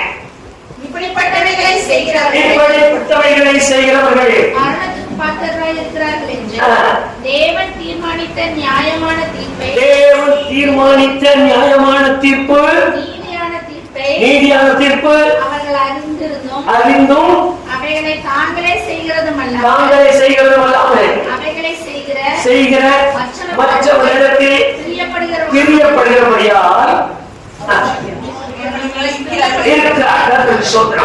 இப்ப தேவனுடைய தீர்ப்புக்கு உட்பட்டவர்கள். இன்னொரு தீர்ப்பு உங்களுக்கு வேண்டாம். எங்கே தீர்ப்பு எழுதியிருக்கு? யாருக்கு அந்த தீர்ப்பு? தேவனை அறிந்தும் கொஞ்சம் கவனிங்க. நம்ம பிள்ளைங்களை இருங்க, பந்தி எடுத்து எவ்வளவு நாள் பிள்ளைங்களை கேளு. நம்ம பிள்ளைங்களை கவனிங்க. எப்ப ஆராதனைக்கு போனீங்க கேளுங்க, எப்பப்பா போய் ஸ்தோத்திரம் பண்ணி கை கட்டி பாடி ஸ்தோத்திரம் பண்ணுங்க. நம்ம ஆட்களை கேளுங்க, நமக்குள்ள நெருங்குறவங்களை கேளுங்க, நம்ம அம்மா மகளை கேளுங்க. நம்ம அப்பா அம்மா இருக்காங்க, நீங்க ஆராதனைக்கு போய் எப்போ நாளாச்சு, நீங்க எங்க ஆராதனை பண்ணீங்க, நீங்க எப்படி ஸ்தோத்திரம் பண்ணீங்க, நீங்க கேளுங்க. நல்ல செஞ்சீங்க. இன்னைக்கு உபவாசத்துக்கு காரணம் பாடத்துக்கு இல்ல, பாரத்தோடு ஜெபிக்கிறதுக்காக. இந்த பாரத்தை எல்லாம் உள்ளத்துக்குள்ள கொண்டு வரும்படியாக இன்றைக்கு எல்லாத்தையும் வெறுவைச்சோடு உட்கார வச்சிருக்கிறேன். நான் அவருக்கு சோதரம் உண்டாகட்டும். எல்லாரும் ஒரு அறையை சொல்லுவோமா, சொல்லுவோமா, இன்னொரு முறை சொல்லுவோமா? யாருக்கெல்லாம் புரிஞ்சிருக்கு ரெண்டும்? ஆமே ஆமே. ரெண்டாவது சொல்லுங்க. ஒரு ஆளு அதிகாரம், இன்னொரு ஆளு அறிந்தும் தேவனை மகிமைப்படுத்தாமலும். நாங்க அங்கதான ஆராதனைக்கு போனோம், நாங்க அங்கதான பாடணும். நீங்க போனீங்க பாடினீங்க, ஆனா நான் பின்னால வந்துடுறேன். அந்த காரியத்தை வச்சு கொண்டிருப்பார். மூணாவது ஒரு ஆள் இருப்பாங்க. மூணாவது ஆள் சத்தியத்தை அநியாயத்தினாலே. இது எப்படி முடியும்? சத்தியத்தை எப்படி அநியாயத்தினால அடக்க முடியும்? 190 ஊழியர்களும் இதே சத்தியத்தை அநியாயத்தினாலே அடக்கிறாங்க. இப்படி பிரசங்கம் பண்ணணுமா? பாதி காணவில்லையா? நான் எப்படி படிக்கிறது? என் பையன் எப்படி நான் படிக்க வைக்கிறது? வருஷத்துக்கு எனக்கு இவ்வளவு செலவாகும். அந்த அம்மாவை நம்ம திட்டப்படாது, நம்ம அப்படி சொல்லக்கூடாது. அவங்க டாக்டரா இருக்காங்க, அவங்க நர்ஸா இருக்காங்க, அவங்க இவங்க காலேஜ் லெக்சரா இருக்காங்க, இவங்க எல்லாம் எனக்கு சொல்லக்கூடாது. சொல்லிட்டு இவங்க எல்லாம் போயிட்டாங்கன்னா எனக்கு உதவி போச்சு. இப்ப நான் வருவாய்க்கு என்ன பண்ணுவேன்? சபரை கத்தவனை ஆசீர்வதிக்கிறார். உங்க வீட்டுல கூட ஒருத்தர் வந்து நானும் உங்களை ஆசீர்வதிக்கிறார். நான் இப்ப வர வழியில வந்துடுறேன். இந்த சத்தியத்தை அநியாயத்தினாலே அடக்கிட்டேன். சுவிசேஷம் சொல்ல முடியல, சத்தியம் சொல்ல முடியல. நான் நடந்த சம்பவத்துல உங்களுக்கு ஒரு சம்பவம் உங்களுக்கு சொல்றேன். ஒரு வீட்டுக்கு ஜெபத்துக்காக போயிருந்தோம். உட்காந்துட்டு நல்லா காபி சாப்பிட ரொம்ப சந்தோஷமா பேசிட்டு இருந்தோம். திடீர்னு எல்லாரும் ஜெபம் பண்ணு ஆரம்பிச்சோம். ஆரம்பிச்ச உடனே எனக்கு பக்கத்துல அவர் சொன்னார், அவன் குளிர் தாங்காத போர்வை போத்திட்டு இருக்கான், அவனுக்கு என்ன நீ சொல்ல போற? எனக்கு அந்த வார்த்தை புரியல. அவனுக்கு ஞானம் இல்லாத வார்த்தை எனக்கு புரியல. குளிருக்கு ஒரு வாரம் போர்வை போத்திட்டு இருக்கான், அவனுக்கு என்ன சொல்ல போறேன்? எனக்கு மறுபடியும் புரியல. நான் ஒரு பாட்டு படித்து, இப்ப சொன்ன மாதிரி ஒரு பாட்டை படித்து ஒரு டீ குடிச்சிட்டு முடிக்கலாம்னு உட்காந்துட்டோம். கொஞ்ச நேரம் யோசனை பண்ண மாத்தி எனக்கு புரியல. அப்புறம் மெதுவா கேட்டேன், என்ன உங்க நிலைமை என்ன, எப்படி சூழ்நிலை? அப்ப நான் ரகசியமா வெளியில வர நாங்க போன வாரம் தான் பொருத்தனை பண்ணிட்டு வேளாங்கண்ணிக்கு போய் நாங்க அங்க எல்லாம் காரியமும் முடிச்சுட்டு வந்தோம். சம்பவம் சின்ன சம்பவம், சொல்ல வேண்டிய கடமை என் தலைமையில இருக்கு. எனக்கு சொன்னவர் கொஞ்சம் வித்தியாசமா தமிழ் சொல்லிட்டாரு. அந்த பாணி எனக்கு புரியல. உட்கார்ந்து விவரம் கேட்கும்போது அப்பதான் தெரிஞ்சது, வேற வசனமும் எனக்கு ஞாபகம் வந்தது. அவன் குளிர் அடங்கக்கூடாத வஸ்திரங்களை போர்த்து கொண்டிருக்கிறான். அப்பதான் தெரிஞ்சவோ விவரமா சொன்னான். சொல்லணும்னு சொல்லிட்டாரு. சொன்னவங்க எனக்கு 2000 ரூபாய் காணிக்கை எடுத்து வச்சிருந்தாங்க. இந்த காணிக்கை நான் உங்களுக்கு வண்டிக்கு செலவுக்கும் உங்களுக்கு காணிக்கை தரேன். நான் விவரமா சொல்லி முடிச்சுட்டேன். நான் சொன்ன உடனே எனக்கு காணிக்கிட்டாங்க. கர்த்தருக்கு ஸ்தோத்திரம். எப்போ தருவாங்க. ஆனா போகும்போதே என்ன தெரியல, நானும் ஃபுல்லா பிடல் அடிச்சு போயிட்டேன். வரதுக்கும் போறதுக்கு எனக்கு சேர்த்து காணிக்க தரல. சரி, நாங்க ஜெபம் பண்ணிட்டு வந்துட்டோம். இங்க வந்த பின்னாடி தான் யோசிக்க தொடங்கினேன். ஒரு வேளை நான் சொல்லாம 2000 ரூபாய் வாங்கிட்டு வந்திருந்தேன்னா நானும் அவர்களில் ஒருவரை கூட மாறியிருப்பேன். நான் அவருக்கு மகிழ்ச்சியோட சாப்பிடறதுக்கு சில எப்போ சாப்பிடலாம், அதே குடிக்க மாட்டேன்னு சொல்லுவான். சாகும்போது வாயில ஊற்றி விட்டுருவான். இதுதான் வழக்கமே. நீங்க நல்லா நினைச்சுக்கோங்க, மனு சாவே வேண்டாம், நான் ஒன்னும் அமைதியா இருக்கலாம், நான் அமைதியா இருந்தா போதும்னு சொல்லலாம். ஆனா ஊற்றி விட்டுருவான். என்ன சாப்பிடணும்னு கடைசி நேரத்துல கேட்பான். நான் கேட்கறதா எனக்கு தர மாட்டான். எனக்கு ஈரல் வாங்கி களி செஞ்சு ஈரல் வறுத்து கொண்டு போ, கடைசியா சித்திரம் ஒரு சாமான் சொல்லி வறுத்துட்டு வந்து போல நான் போயிடுவேன். தேவனுக்கு மழையில வாழ்க்கையை உழவலாம். ஆனால் தேவனை என் தெரிந்து கொண்டார், எதற்கு எனக்கு பெயர் வைத்தார்? ஆழமான காரியம் ஒன்று ஒண்ணு. கர்த்தருக்கு ஸ்தோத்திரம். சத்தியத்தை அநியாயத்தினாலே நான் அடக்கிறேன். நான் செய்ய வேண்டியதை செய்யல, நான் செய்ய வேண்டாமதை செஞ்சுட்டு இருக்கேன். இப்ப இந்த காரியத்தை நீங்க கொஞ்சம் கவனமா வாசிக்கலாம். ரோமர் 1 அதிகாரம் 18 வசனத்தை படிச்சீங்க. இப்போ வாசிங்க தீத்து 1 அதிகாரம் 16 வசனத்துக்கு வந்துருங்க. தீத்து 1 அதிகாரம். இந்த ஆள் யாரும் உங்களுக்கு அடையாளம் காட்டுறது நீங்க கண்டுபிடிச்சிக்கலாம். சத்தியத்தை அநிவேற்றனை அடக்கிற ஆள் யாருன்னு பாருங்க. தீத்து 1 அதிகாரம் 16 வசனம். அவர்கள் தேவனை அறிந்திருக்கிறோம் அப்படின்னு சொல்லிட்டாங்க. அம்மா எல்லாருக்கும் இதேதான். அம்மாமார் ஐயாமார் எல்லாருக்கும் சொல்றாங்க, நம்ம பிள்ளைங்களுக்கு சொல்லுங்க, நம்ம பாருங்களுக்கு சொல்லுங்க, தேவனை அறிந்திருக்கிறோம்னு சொல்றாங்க. அவரை மறுதலிக்கிறார்கள். என்னத்துல மறுதலிக்கிறாங்களாமா? எதுல மறுதலிக்கிறீங்களா? எதுல மறுதலிக்கிறாங்களா? 3வது ஆள் எதுல மறுதலிக்கிறாங்களா? கிரியை என்ன? செயல்.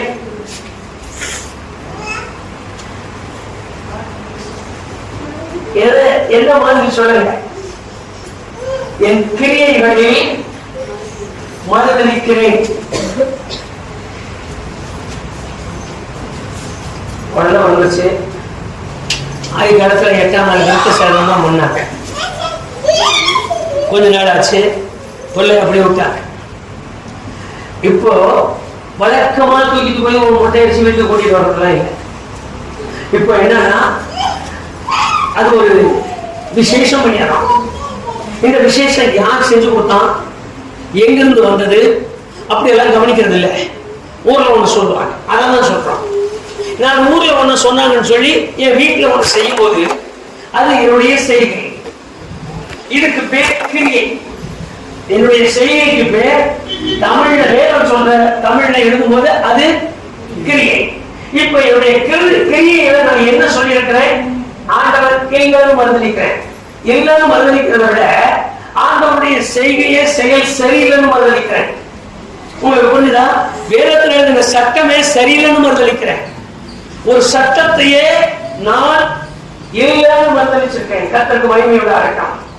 வேற உங்க புத்தகம் நான் ஒண்ணும் சொல்லல. அதனுடைய காரியத்தை சொல்றேன். நான் சும்மா சிம்பிளா சொல்லிட்டு இருக்கேன். கல்யாணமே நடத்துறோம், இல்ல வேற ஒரு சம்பவமே நடத்துறோம். இது நான் ஆண்டவருடைய நாமம் மகிமைப்படுவதற்கு இல்லாம மற்றவங்களை பிரியப்படுத்த செய்தாலும் நான் அவரை மறுதலிக்கிறேன். நீங்க நல்ல கவனிங்க. ஞானஸ்நானம் எடுக்காத ஒரு பையன், ஞானஸ்நானம் எடுத்த ஒரு பிள்ளை, அவங்க முறைப்படி கல்யாணம் பண்ணுவதற்கு கண்ணாடி அதனுடைய ரகசியம் என்ன? எப்படி மறுதலிச்சிருக்கீங்க? சொல்லுங்க, எப்படி மறுதலிச்சிருக்கீங்க? எப்படி மறுதலிக்கீங்க? ஞானஸ்நானம் எடுத்தா ஞானஸ்நானம் எடுக்காத போல அவங்க முறையில கல்யாணம் பண்ணிக்கிறான். இப்ப நான் செய்ய வேண்டிய காரியம் இங்க செய்யாம நான் இன்னொரு காரியத்தை செய்யும் போது அதனுடைய காரியம் என்னன்னு சொன்னா, நான் அவருடைய செயலை அவருடைய சட்டத்தை இல்லை அவமானப்படுத்தி மறுதலித்துதான் கர்த்தர் சொல்றோம். புரிஞ்சுக்கிட்டீங்களா? கர்த்தருக்கு மகிமையுண்டாக. அதனாலதான் நீங்க எழுதிருக்கு, சத்தியத்தை அநியாயத்தினாலே அடைக்கு வைக்கிற ஒரு கும்பல், அடைக்கு வைக்கிற ஒரு கூட்டம். எங்க போய் ஆராதனை கையெழுத்து என்னது பேர்? அதனால இன்னைக்கு எங்களுக்கு ஆராதனையே வேண்டாம், எங்களுக்கு இன்னைக்கு துதி சோத்திரமே வேண்டாம், எங்களுக்கு இன்னைக்கு கூட்டு ஜெபமே வேண்டாம், எங்களுக்கு இன்னைக்கு அந்த ஆண்டவரோட கூட இருக்கிற நிலையே எனக்கு வேண்டாம். நாங்க இப்படி போனோம், இப்படி எல்லாம் இருக்கணும். இந்த காலத்துல முடியுமா? அந்த காலத்துல அப்படி இருந்தோம். இந்த காலத்துல 4 பிள்ளைக்கு முன்னாடி அது முடியுமா? இந்த காலத்துல 4 பேருக்கு முன்னாடி அது முடியுமா? அவங்க என்ன நினைப்பாங்க? அவங்க எவ்வளவு என்ன பார்ப்பாங்க? என் கருத்தை பாக்குறாங்க, என் காதை பாக்குறாங்க, என் மூக்க பாக்குறாங்க, என் நடைய பாக்குறாங்க. என்னை பார்த்துட்டு என்னதான் பைத்தியக்காரன் பிச்சைக்காரன் இருக்காங்க கேட்கிறாங்க. அதனால நாங்க என்ன செய்யணும்னா, எங்க நடையெல்லாம் அவங்கள மாதிரி தான் மாற்றணும். எங்க நடையெல்லாம் உலகம் போற போக்குல தான் போகணும். நான் எப்ப செய்யறேனோ அப்பவே சத்தியத்தை அநியாயத்தினால அடக்கிட்டு அநியாயத்தை செய்யறேன். அடக்கி வைக்கிற அநியாயத்தினால என்ன செய்யறேன்?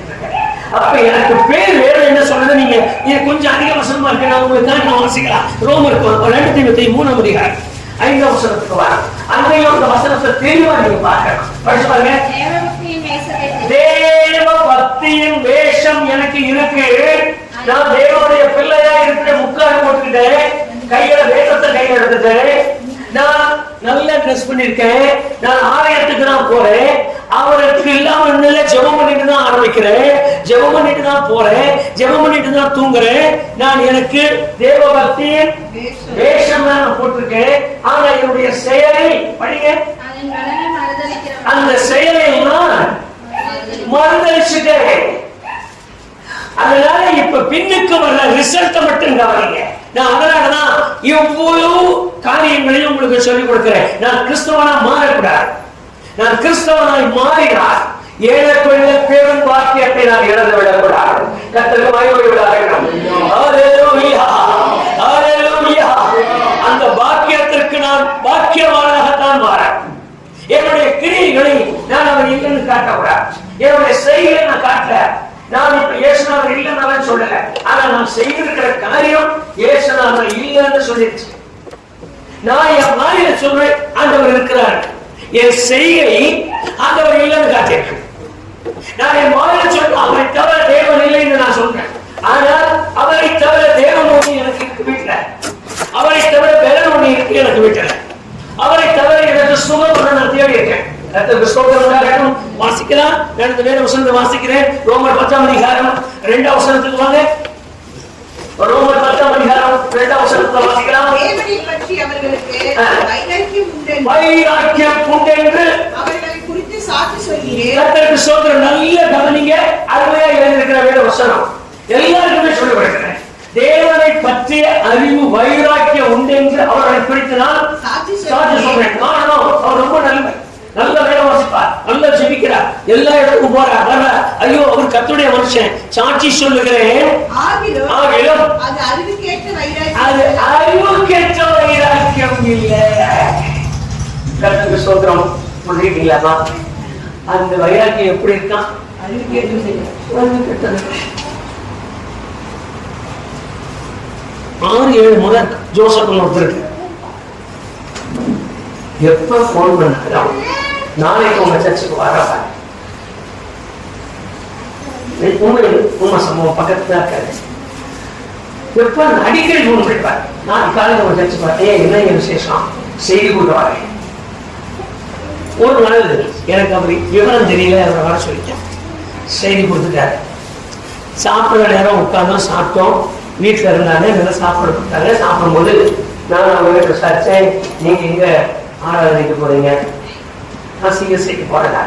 சரி, ரொம்ப நல்லது. ஞானஸ்நானம் தரைய மொழி எடுத்துட்டீங்களா? ஞானஸ்நானம் நாங்க குழந்தையும் எங்களுக்கு கொடுத்துட்டாங்க. ரொம்ப நல்லதுயா, பசுத்தாங்க விஷயமா கிடைச்சதையா? அது நாங்கெல்லாம் வாங்க மாட்டோம். சரி, எதுவுமே பேசல. ஒரு காணி கொடுத்து அனுப்பியாச்சு. அடுத்த மாசமே இன்னைக்கு நான் இந்த செய்தி கொடுக்க வரேன். நான் அங்க வர்றதுக்காக எங்கேயும் வரலன்னு சொல்லிட்டேன் அப்படின்னாரு. நான் சொன்னேன், இன்னைக்கெல்லாம் வேண்டாம், யார் இன்னைக்கு மெட்ராஸோட ஒன்று வராங்க. அடுத்தது அடுத்த மாசம் சரியா அந்த 2வது ஞாயிற்றுக்கிழமையை பார்த்து இன்னைக்கு நான் வரேன் எல்லாம் சொல்லிட்டாரு. ஏன் இன்னைக்கு பெங்களூர்ல இருந்து ஒருத்தர் வர்றாருயா? நான் பேர் சொல்லிட்டேன். நான் உங்களுக்கு போன மாசமே சொல்லி வச்சிருந்தேன். இல்ல, அவர் அதுக்கு முந்திய சொல்லிட்டாரு, நான் தான் மறந்துட்டேன். இப்படியே தள்ளி விட்டுட்டே போனேன். ஒரு நாள் நாங்கள் நேர்ல மோத வேண்டிய நினைச்சு சொன்னேன், ஐயா என்னது எனக்கு வர சொல்லவே மாட்டேங்கிறீங்க, கூப்பிட மாட்டேங்கிறீங்க சொன்னேன். நினைச்சு பாருங்கயா, எங்கிட்ட இருக்கிறவங்க எல்லாம் தண்ணீரை முழுகி சுத்தாவை நாமத்தினால ஞானஸ்நானம் பெற்றவங்க.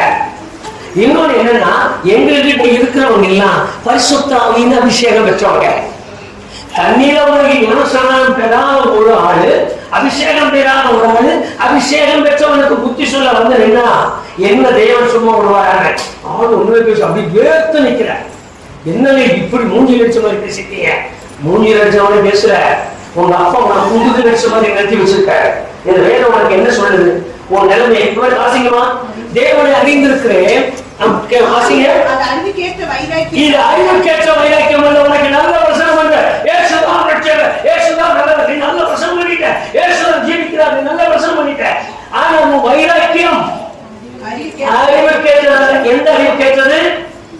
வேற அறிவுக்கேற்றதல்ல, தேவனுடைய அறிவுக்கேற்றதல்ல. யாருக்கெல்லாம் இந்த வார்த்தை புரிஞ்சிருக்கு ஒரு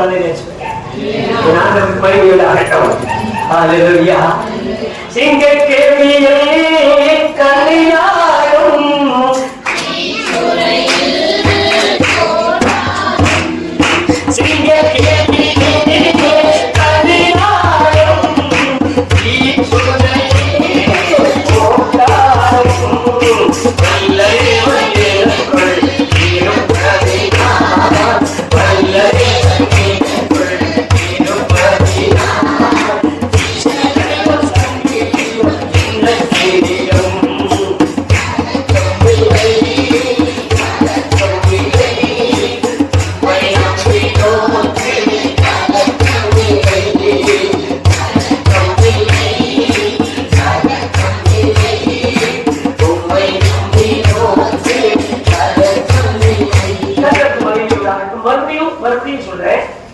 வைராக்கியம்.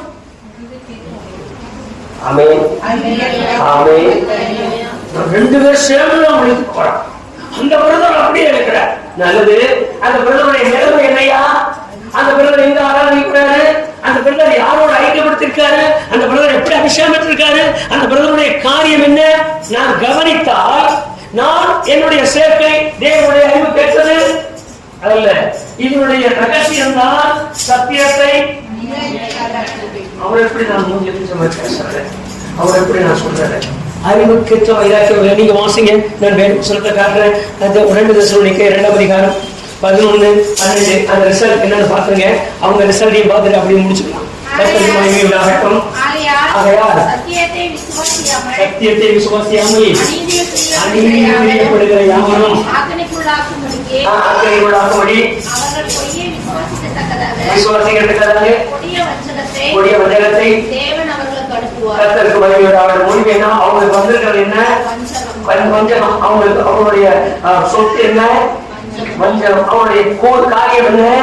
அதனால நல்லவனையை சேர்த்து வஞ்சகமா கூட்டிட்டு வேற ஒரு பக்கம் போய் நல்லவனை சேர்த்து வஞ்சகமா கூட்டிட்டு இன்னொரு பக்கம் தள்ளி விட்டு நல்லவனை கூட்டிட்டு வேற ஒரு பக்கம் போய் இல்லாத காரியத்தை எல்லாம் தொழில் இல்லாத எல்லாம் செய்து இது யார் அனுப்பி இருக்கிறது? கொடிய வஞ்சகத்தை தேவன் உள்ளத்தில் அனுப்பி வைத்திருக்கிறார். இப்ப தேவன் உள்ளத்தில் அனுப்பி இருக்கிற அவருடைய சொத்து வஞ்சகம். கர்த்தருக்கு மகிமை உண்டாகட்டும். எல்லாரும் சொல்லாமா?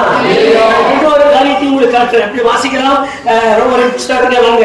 2 பேர் 2ஆம் அதிகாரம் 21, 22 2 வாசிங்க. அவங்களுடைய முடிவு, இன்னொரு முடிவு எழுதியிருக்கு. நம்ம ஜெபத்துக்கு போறோம். இப்ப நம்ம யாருன்னு பார்க்கலாம். அம்மா நீதி மார்க்கத்தை அறிந்து தங்களுக்கு ஒப்புவிக்கப்பட்ட பரிசுத்த கற்பனையை விட்டு விலகுவதை பார்த்து நல்ல வேதவசனத்தை படிச்சிருக்கேன். தனக்கு ஒப்புவிக்கப்பட்ட பரிசுத்த கற்பனையை விட்டு விலகினார்கள் எழுதியிருக்கு. கர்த்தருக்கு ஸ்தோத்திரம். இப்ப இது யாருக்கு நான் சொல்லிட்டு இருக்கேன்? இந்த டூப்ளிகேட் ஊழியர் அவ்வளவு இருக்கும். அபிஷேகம் அத்தனை ஊழியர்க்கும் எல்லாமே இருக்கிற தேசத்தில் இருக்கிற எல்லாரையும் நான் சுட்டி காட்டுறேன். நீங்க தான் அடையாளம் பார்க்கணும். நீங்க தான் அடையாளம் பார்க்கணும். நான் எங்க நிற்கிறேன்? நான் யாரோடு தொடர்பு வைத்திருக்கிறேன்? யாரோடு கூட தேவனை தொழுது கொள்கிறேன்? தேவனை எனக்கு தெரிந்து கொண்டார். வேதத்தில் உன்னை தெரிந்து கொண்டே உன்னை பெயர் சொல்லி அழைத்தேன். உன்னை தெரிந்து கொண்டு பெயர் சொல்லி அழைத்ததை என்னை அழைத்ததின் நோக்கம் என்னப்பா? என்னை எதற்காக தெரிந்து கொண்டேன்? நான் தெரிந்து கொள்ளப்பட்ட நான் எந்த நிலையில் நிற்கிறேன்? என்னை நான் ஆராய்ந்து பார்க்காவிட்டா என்னுடைய முடிவுகளை வாசிக்குமா? நாய் தன் சக்கிலரை தின்னவும் கழுவப்பட்ட பஞ்சு சேற்றிலே கொள்ளவும் திருமணம் என்று சொல்லவும் என்ன பேர் வச்சுட்டாங்கம்மா? ஸ்டீபன் என்ற பேருக்கு என்ன பேர் வச்சுட்டாருமா? பேச மாட்டேங்கிறீங்களே. கர்த்தருக்கு ஸ்தோத்திரம். அம்மா என்னென்ன பேர் வச்சிருக்கேம்மா? ஆனந்த குமார்னு பேர் வச்சிருக்கோம். என்ன பேர் வச்சிருக்காரா? தேவகுமார்னு பேர் வச்சிருக்க. என்ன பேர் வச்சு கூப்பிடுறாரா? நீங்களே பாருங்க, நீங்களே பாருங்க. நான் சொல்ல வேதவசனத்துல எவ்வளவு தெளிவான காரியங்கள் இருக்கு. ஏன் இது எங்களுக்கு வெளிப்படல? உங்களுக்கு வெளிப்படாது, உங்களுக்கு வெளிப்படாது. ஏன்னு சொல்லுங்க. ஆமென். அடக்கி வாசிக்கிறேன். எப்படி வெளிப்படும்?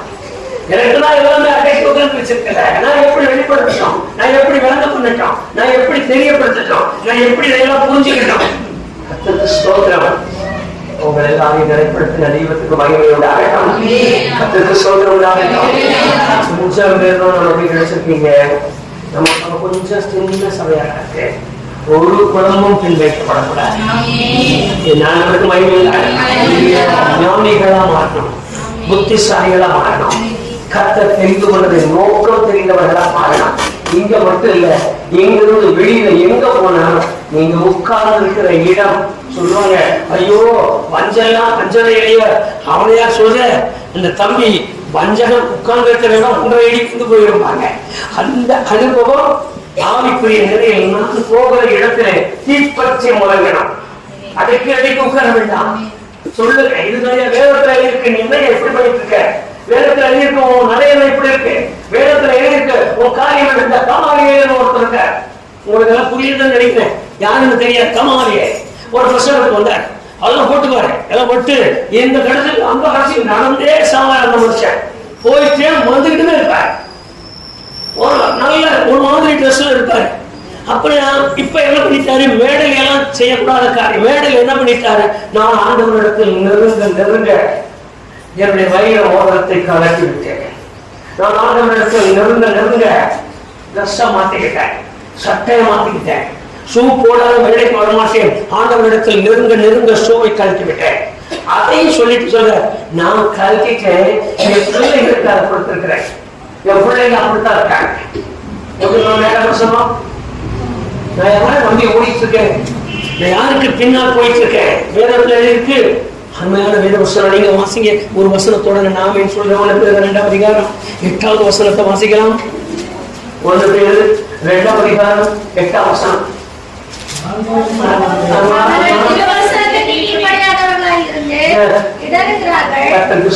உங்களுடைய நிலைமை என்ன? இப்ப இடறி போறாங்கய்யா, எதையும் உறுதியை செய்ய முடியல, எங்கேயும் உண்மையா இருக்க முடியல, எல்லாமே இடர்றாங்க சார். 4வது நம்ம பார்த்துட்டு நம்ம யாரும் தெரிஞ்சுக்கலாம். 4வது வேத வசனத்தை வாசிக்கலாம். ரோமர் 8ஆம் அதிகாரம் 14வது வசனத்துக்கு வாங்க. மேலும் எவர்கள் தேவனுடைய ஆவியினாலே நடத்தப்படுகிறார்களோ, எவர்கள் தேவனுடைய ஆவியினாலே நடத்தப்படுகிறார்களோ அவர்கள் தேவனுடைய புத்திரராய் இருக்கிறார்கள். இப்ப தேவனுடைய புத்திரன்னு சொல்லும் போது அவருக்கு அடையாளம் என்ன? தேவனுடைய புத்திரன்னு சொல்லும் போது அடையாளம் என்ன? தேவனுடைய புத்திரன்னு சொல்லும் போது அடையாளம் என்ன?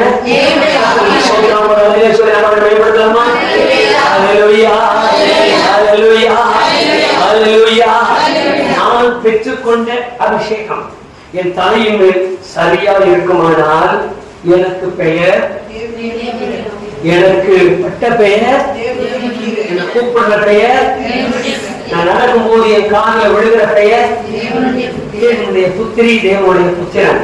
நீங்க தேவனுடைய புத்திரி, நீ தேவனுடைய புத்திரன் கூப்பிடுறா. இப்ப நான் தேவனுடைய புத்திரன் ஆகணும்னு சொன்னா நான் இருக்க வேண்டிய சில கட்டாயமான காரியம் இருக்கு. நீங்க வாசிக்கலாம். யோபுவின் புஸ்தகம் 4ஆம் அதிகாரம் 12ஆம் வசனத்துக்கு வாங்க. நான் அந்த தேவனுடைய புத்திரர்கள் செஞ்ச சில சேர்க்கையை உங்களுக்கு காட்டுறேன். தேவனுடைய புத்திரன் சொல்லி எந்த அளவுக்கு நடந்துட்டு இருக்காங்க காட்டிட்டு தேவனுடைய புத்திரன் அறிவிக்கப்பட்டது. இங்க ஒரு தரிசனக்காரனை பார்க்கலாம், இங்க ஒரு சோப்பனக்காரர் இருக்கார். உங்களுக்கு book of Job 4th chapter 12th verse. இப்ப கவனிங்க, வேற புத்தகத்தில் எழுதியிருக்கு. இங்க எழுதின காரியம் ஒரு சொப்பனக்காரர், தரிசனக்காரர். 2வது யோபு 4ஆம் அதிகாரம் 18ஆம் அதிகாரம் 12ஆம் வசனம். ஒரு சொப்பனக்காரர், ஒரு தரிசனக்காரர், ஒரு தீர்க்கதரிசி. இந்த தீர்க்கதரிசி தன்னுடைய சிநேகிதனை பார்க்க வந்தவர் அவர்கிட்ட பேசிட்டு இருக்கார். பேச இவருக்கு தரிசனம் உருவாயிடுச்சு. பேச இவருக்கு ஒரு சொப்பனம் வந்துச்சு. பேசும்போதே இவர் ஒரு தரிசனத்தை கண்டார். அந்த தரிசனம் யோபுக்காக தரிசிக்கிற தரிசனம். இந்த தரிசனம் எப்படி வந்ததுன்னா, எல்லாம் சேர்ந்து உட்கார்ந்து பேசிட்டு இருக்கிறாங்க. நண்பர்கள் பேசிட்டு இருக்கும் போதே இவர் ஜெப நிலையில் இருந்தாரா, தனி நிலையில் இருந்தாரா, இவருடைய காரியம் அப்படி இருக்க இவருக்கு ஒரு தரிசனம்.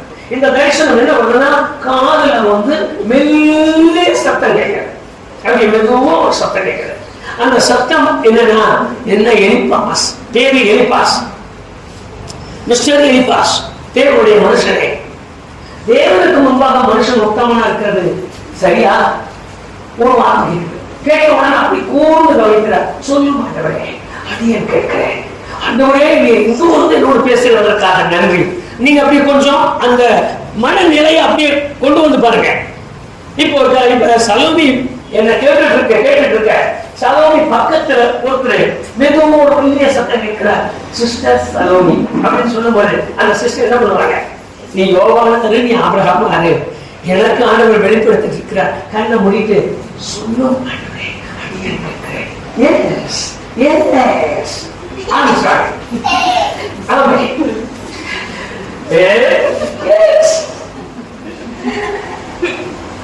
இப்ப கேட்கிற கேள்வியில சிஸ்டர் உழைப்பீட்டு கிடக்குறானே யோவான்,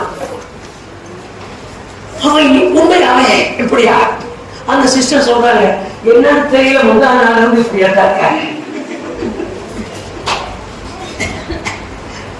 சொல்றான். சொன்ன உடனே ஆண்டவர் சொல்ற, எப்பா பாவதையான ஒருத்த மேல தப்பு வருமா? அதுக்கு அவர் சொல்ற, அது கேட்குது, பாவதையான ஒரு மேல தப்பு வருமா, தண்டனை வருமா? அதுக்கு அவருக்கு அந்த மாதிரி சொல்றாரு, இல்லை என்றவே வரவே வராது, வரவே வராது. அப்படின்னா யோவான் கொண்டாட்டி ஏன் செத்து போனா தெரியுமா? ஆண்டவரே இப்பொழுதுதான் எனக்கு தெரியாது யோவான் என்ன பாவம் செய்தான், யோவான் என்ன தவறு செய்தான், கொண்டாட்டி செத்து போன சலோமி ஆவியில நிறைஞ்சு துடிக்கிறாங்க. இப்ப சலோமிக்கு என்ன ஆகுதுன்னா அந்நிய பாஷை திடீர்னு வருது. அது என்ன பேசி அதை பரியாசம் பண்ண முடியாது. அந்நிய பாஷை திடீர்னு வருது அப்படின்னு ஆரம்பிச்சிட்டாங்க. ஆரம்பிச்ச உடனே என்ன ஆரம்பிச்ச உடனே சலோமி அந்நிய பாஷையில, என் மகனே நிறுத்து அன்று பேசுறப்ப இருக்கு. நானும் சொல்றேன், சொல்லும் நீ செஞ்சிருக்கலாம் உனக்கு இப்படி வந்ததுன்னு சேழைகளின் கர்த்தர் சொல்றா.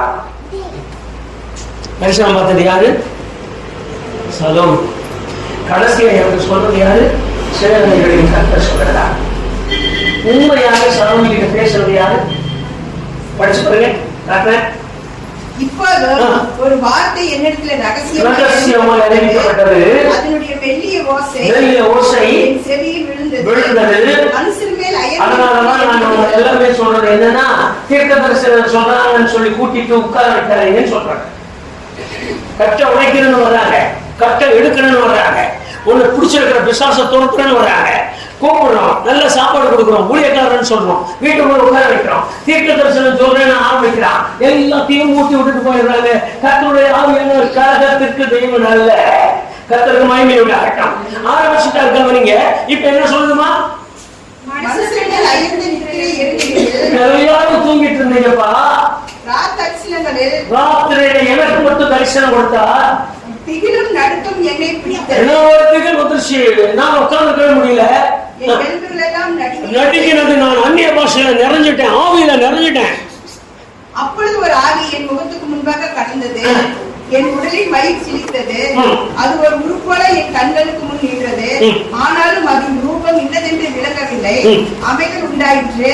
அப்பொழுது நான் கேட்ட சத்தமாவது, மனுஷன் தேவனை பார்க்கிலும் நீதிமானா இருப்பானோ, மனுபுத்திரன் தன்னை உண்டாக்கினவரை பார்க்கிலும் சுத்தமா இருப்பானோ கேளும்.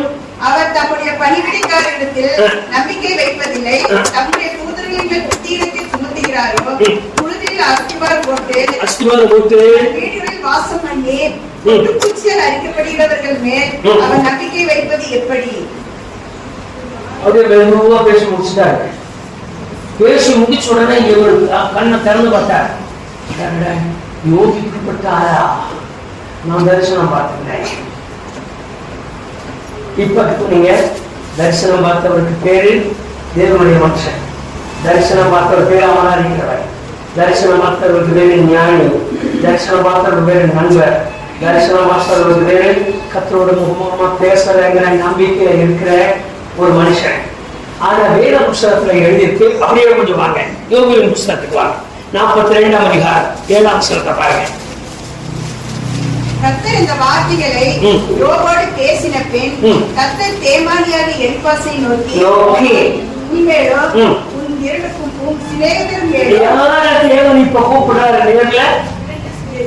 யார கூப்பிட்டாரு? பேர சொல்லுங்க. யார கூப்பிட்டாரு? அந்த தரிசனம் பார்த்தவர் யாரு? எலிப்பாசு. இப்ப பேசுறாரு யாரு? எலிப்பாசு. கூப்பிட்டு என்ன சொன்னார்? முதல் உன் மேலும் உன் கூட வந்திருக்க ஒப்புதல் பிரசங்கிமாரன் மேலும் எனக்கு கோபமா இருக்கிறேன். எப்படி தரிசனம் பார்த்தவங்க மேல கோபம் வந்தது அவருக்கு? தரிசனம் கொடுத்ததே அவரும் உட்கார்ந்து இருக்காங்க. இவன் எப்படி அவருக்கு கோபம் வந்தது? நல்லா கவனிங்க. நான் தேவனுடைய மனுஷனானால், நான் தேவனுடைய கிரியை கேட்டது போல வாழ தொடங்கினால், சத்துரு என்னிடத்தில் எந்த கிரியைகளையும் செய்ய மாட்டான். நான் அப்படி செய்து இல்லாம போனேன்.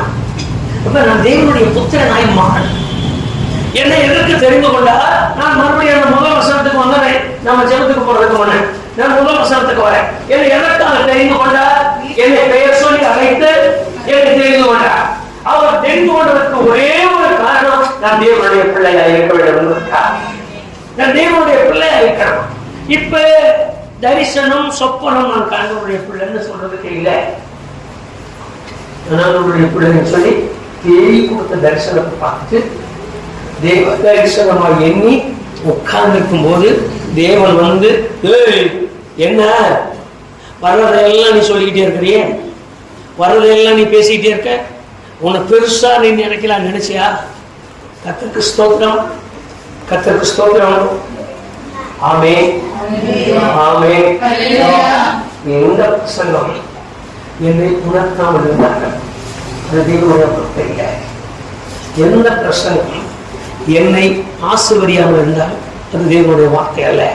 எந்த பிரசங்கம் என்னுடைய முந்தைய நிலையை காண்பித்து இப்போ இருக்கிற நிலையை என்னை சீர்படுத்தாவிட்டால் அது தேவனுடைய ஆவியானவர் இடைப்படுகிறார் அல்ல.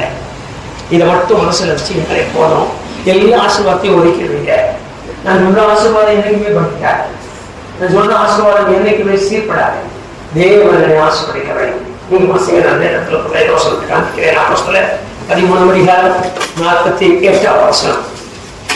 அப்போஸ்தலர் 13:48. புருஷாதியார் அதை கேட்டு சந்தோஷப்பட்டு கர்த்தருடைய வசனத்தை மகிமைப்படுத்தினார்கள். நித்திய ஜீவனுக்கு நியமிக்கப்பட்டவர்கள் கர்த்தருக்கு மகிமை உண்டாகட்டும்.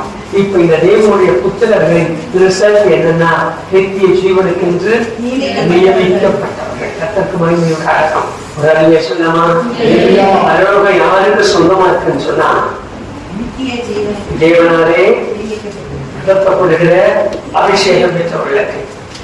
பரலோகம் யாருக்கு சொந்தம்? நீங்க வாசிங்க அப்போஸ்தலர் 4:4 வசனத்தை பாருங்க.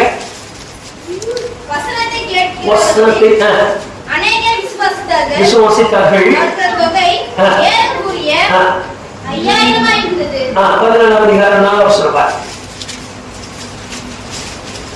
பட்டணத்து ஜனங்கள் பிரிந்து சிலர் யூதரையும் சிலர் அப்போஸ்தலரையும் சேர்த்துக் கொண்டார்கள். இவர்களை அவமானப்படுத்துதவும் கல்லெறியவும் வேண்டும் என்று புருஷாதியரும் யூதரும் அவர்கள் அதிகாரிகளும் 2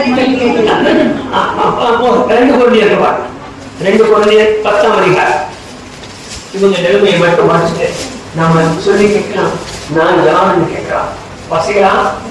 2 கொரிந்தியர் 10:3-5. நாங்கள் மாம்சத்தில் நடக்கிறவர்களாய் இருந்தோம்.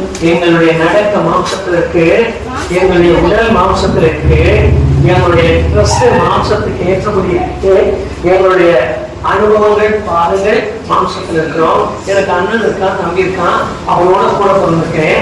நான் மாம்சத்தில் நடக்கிறவன் ஆனாலும் மாம்சத்தின்படி நான் இப்ப போர் செய்யல. எங்களுடைய போராயங்கள் மாம்சத்திற்கு ஏற்றவைகளை விக்கிரகம் பண்ணுகிறதற்கு உள்ளதாக இருக்கிறது. கர்த்தருக்கு மகிமை உண்டாகட்டும். அப்ப நான் ஆவிக்குள் நடத்தப்பட்டால் தேவனுடைய புத்திரன். நான் ஆவிக்குள் நடத்தப்பட்டிருக்கிறேன் என்பதற்கு என்ன அடையாளம்? நான் ஆவிக்குள் நடத்தப்படுகிறேன் என்பதற்கு என்ன அடையாளம்? நான் ஒரே வசனத்தோடு அதை முடிச்சறேன். எபேசியர் 1:13 4:30 படிங்க. 2வது பாகத்துக்கு நம்ம அடையாளத்தை வாங்க போறோம். கேட்டு பரிசுத்த ஆவியினாலே அவருக்குள் முத்திரை போடப்பட்டீர்கள். நான் பரிசுத்த ஆவிக்குள் முத்திரை போடப்பட்டிருக்கிறேன் என்கிற நம்பிக்கை எனக்குள் இருந்தால் அந்த நம்பிக்கையின்படி நான் தேவனாலே நடத்தப்படுகிற தேவனுடைய புத்திரன். 4:30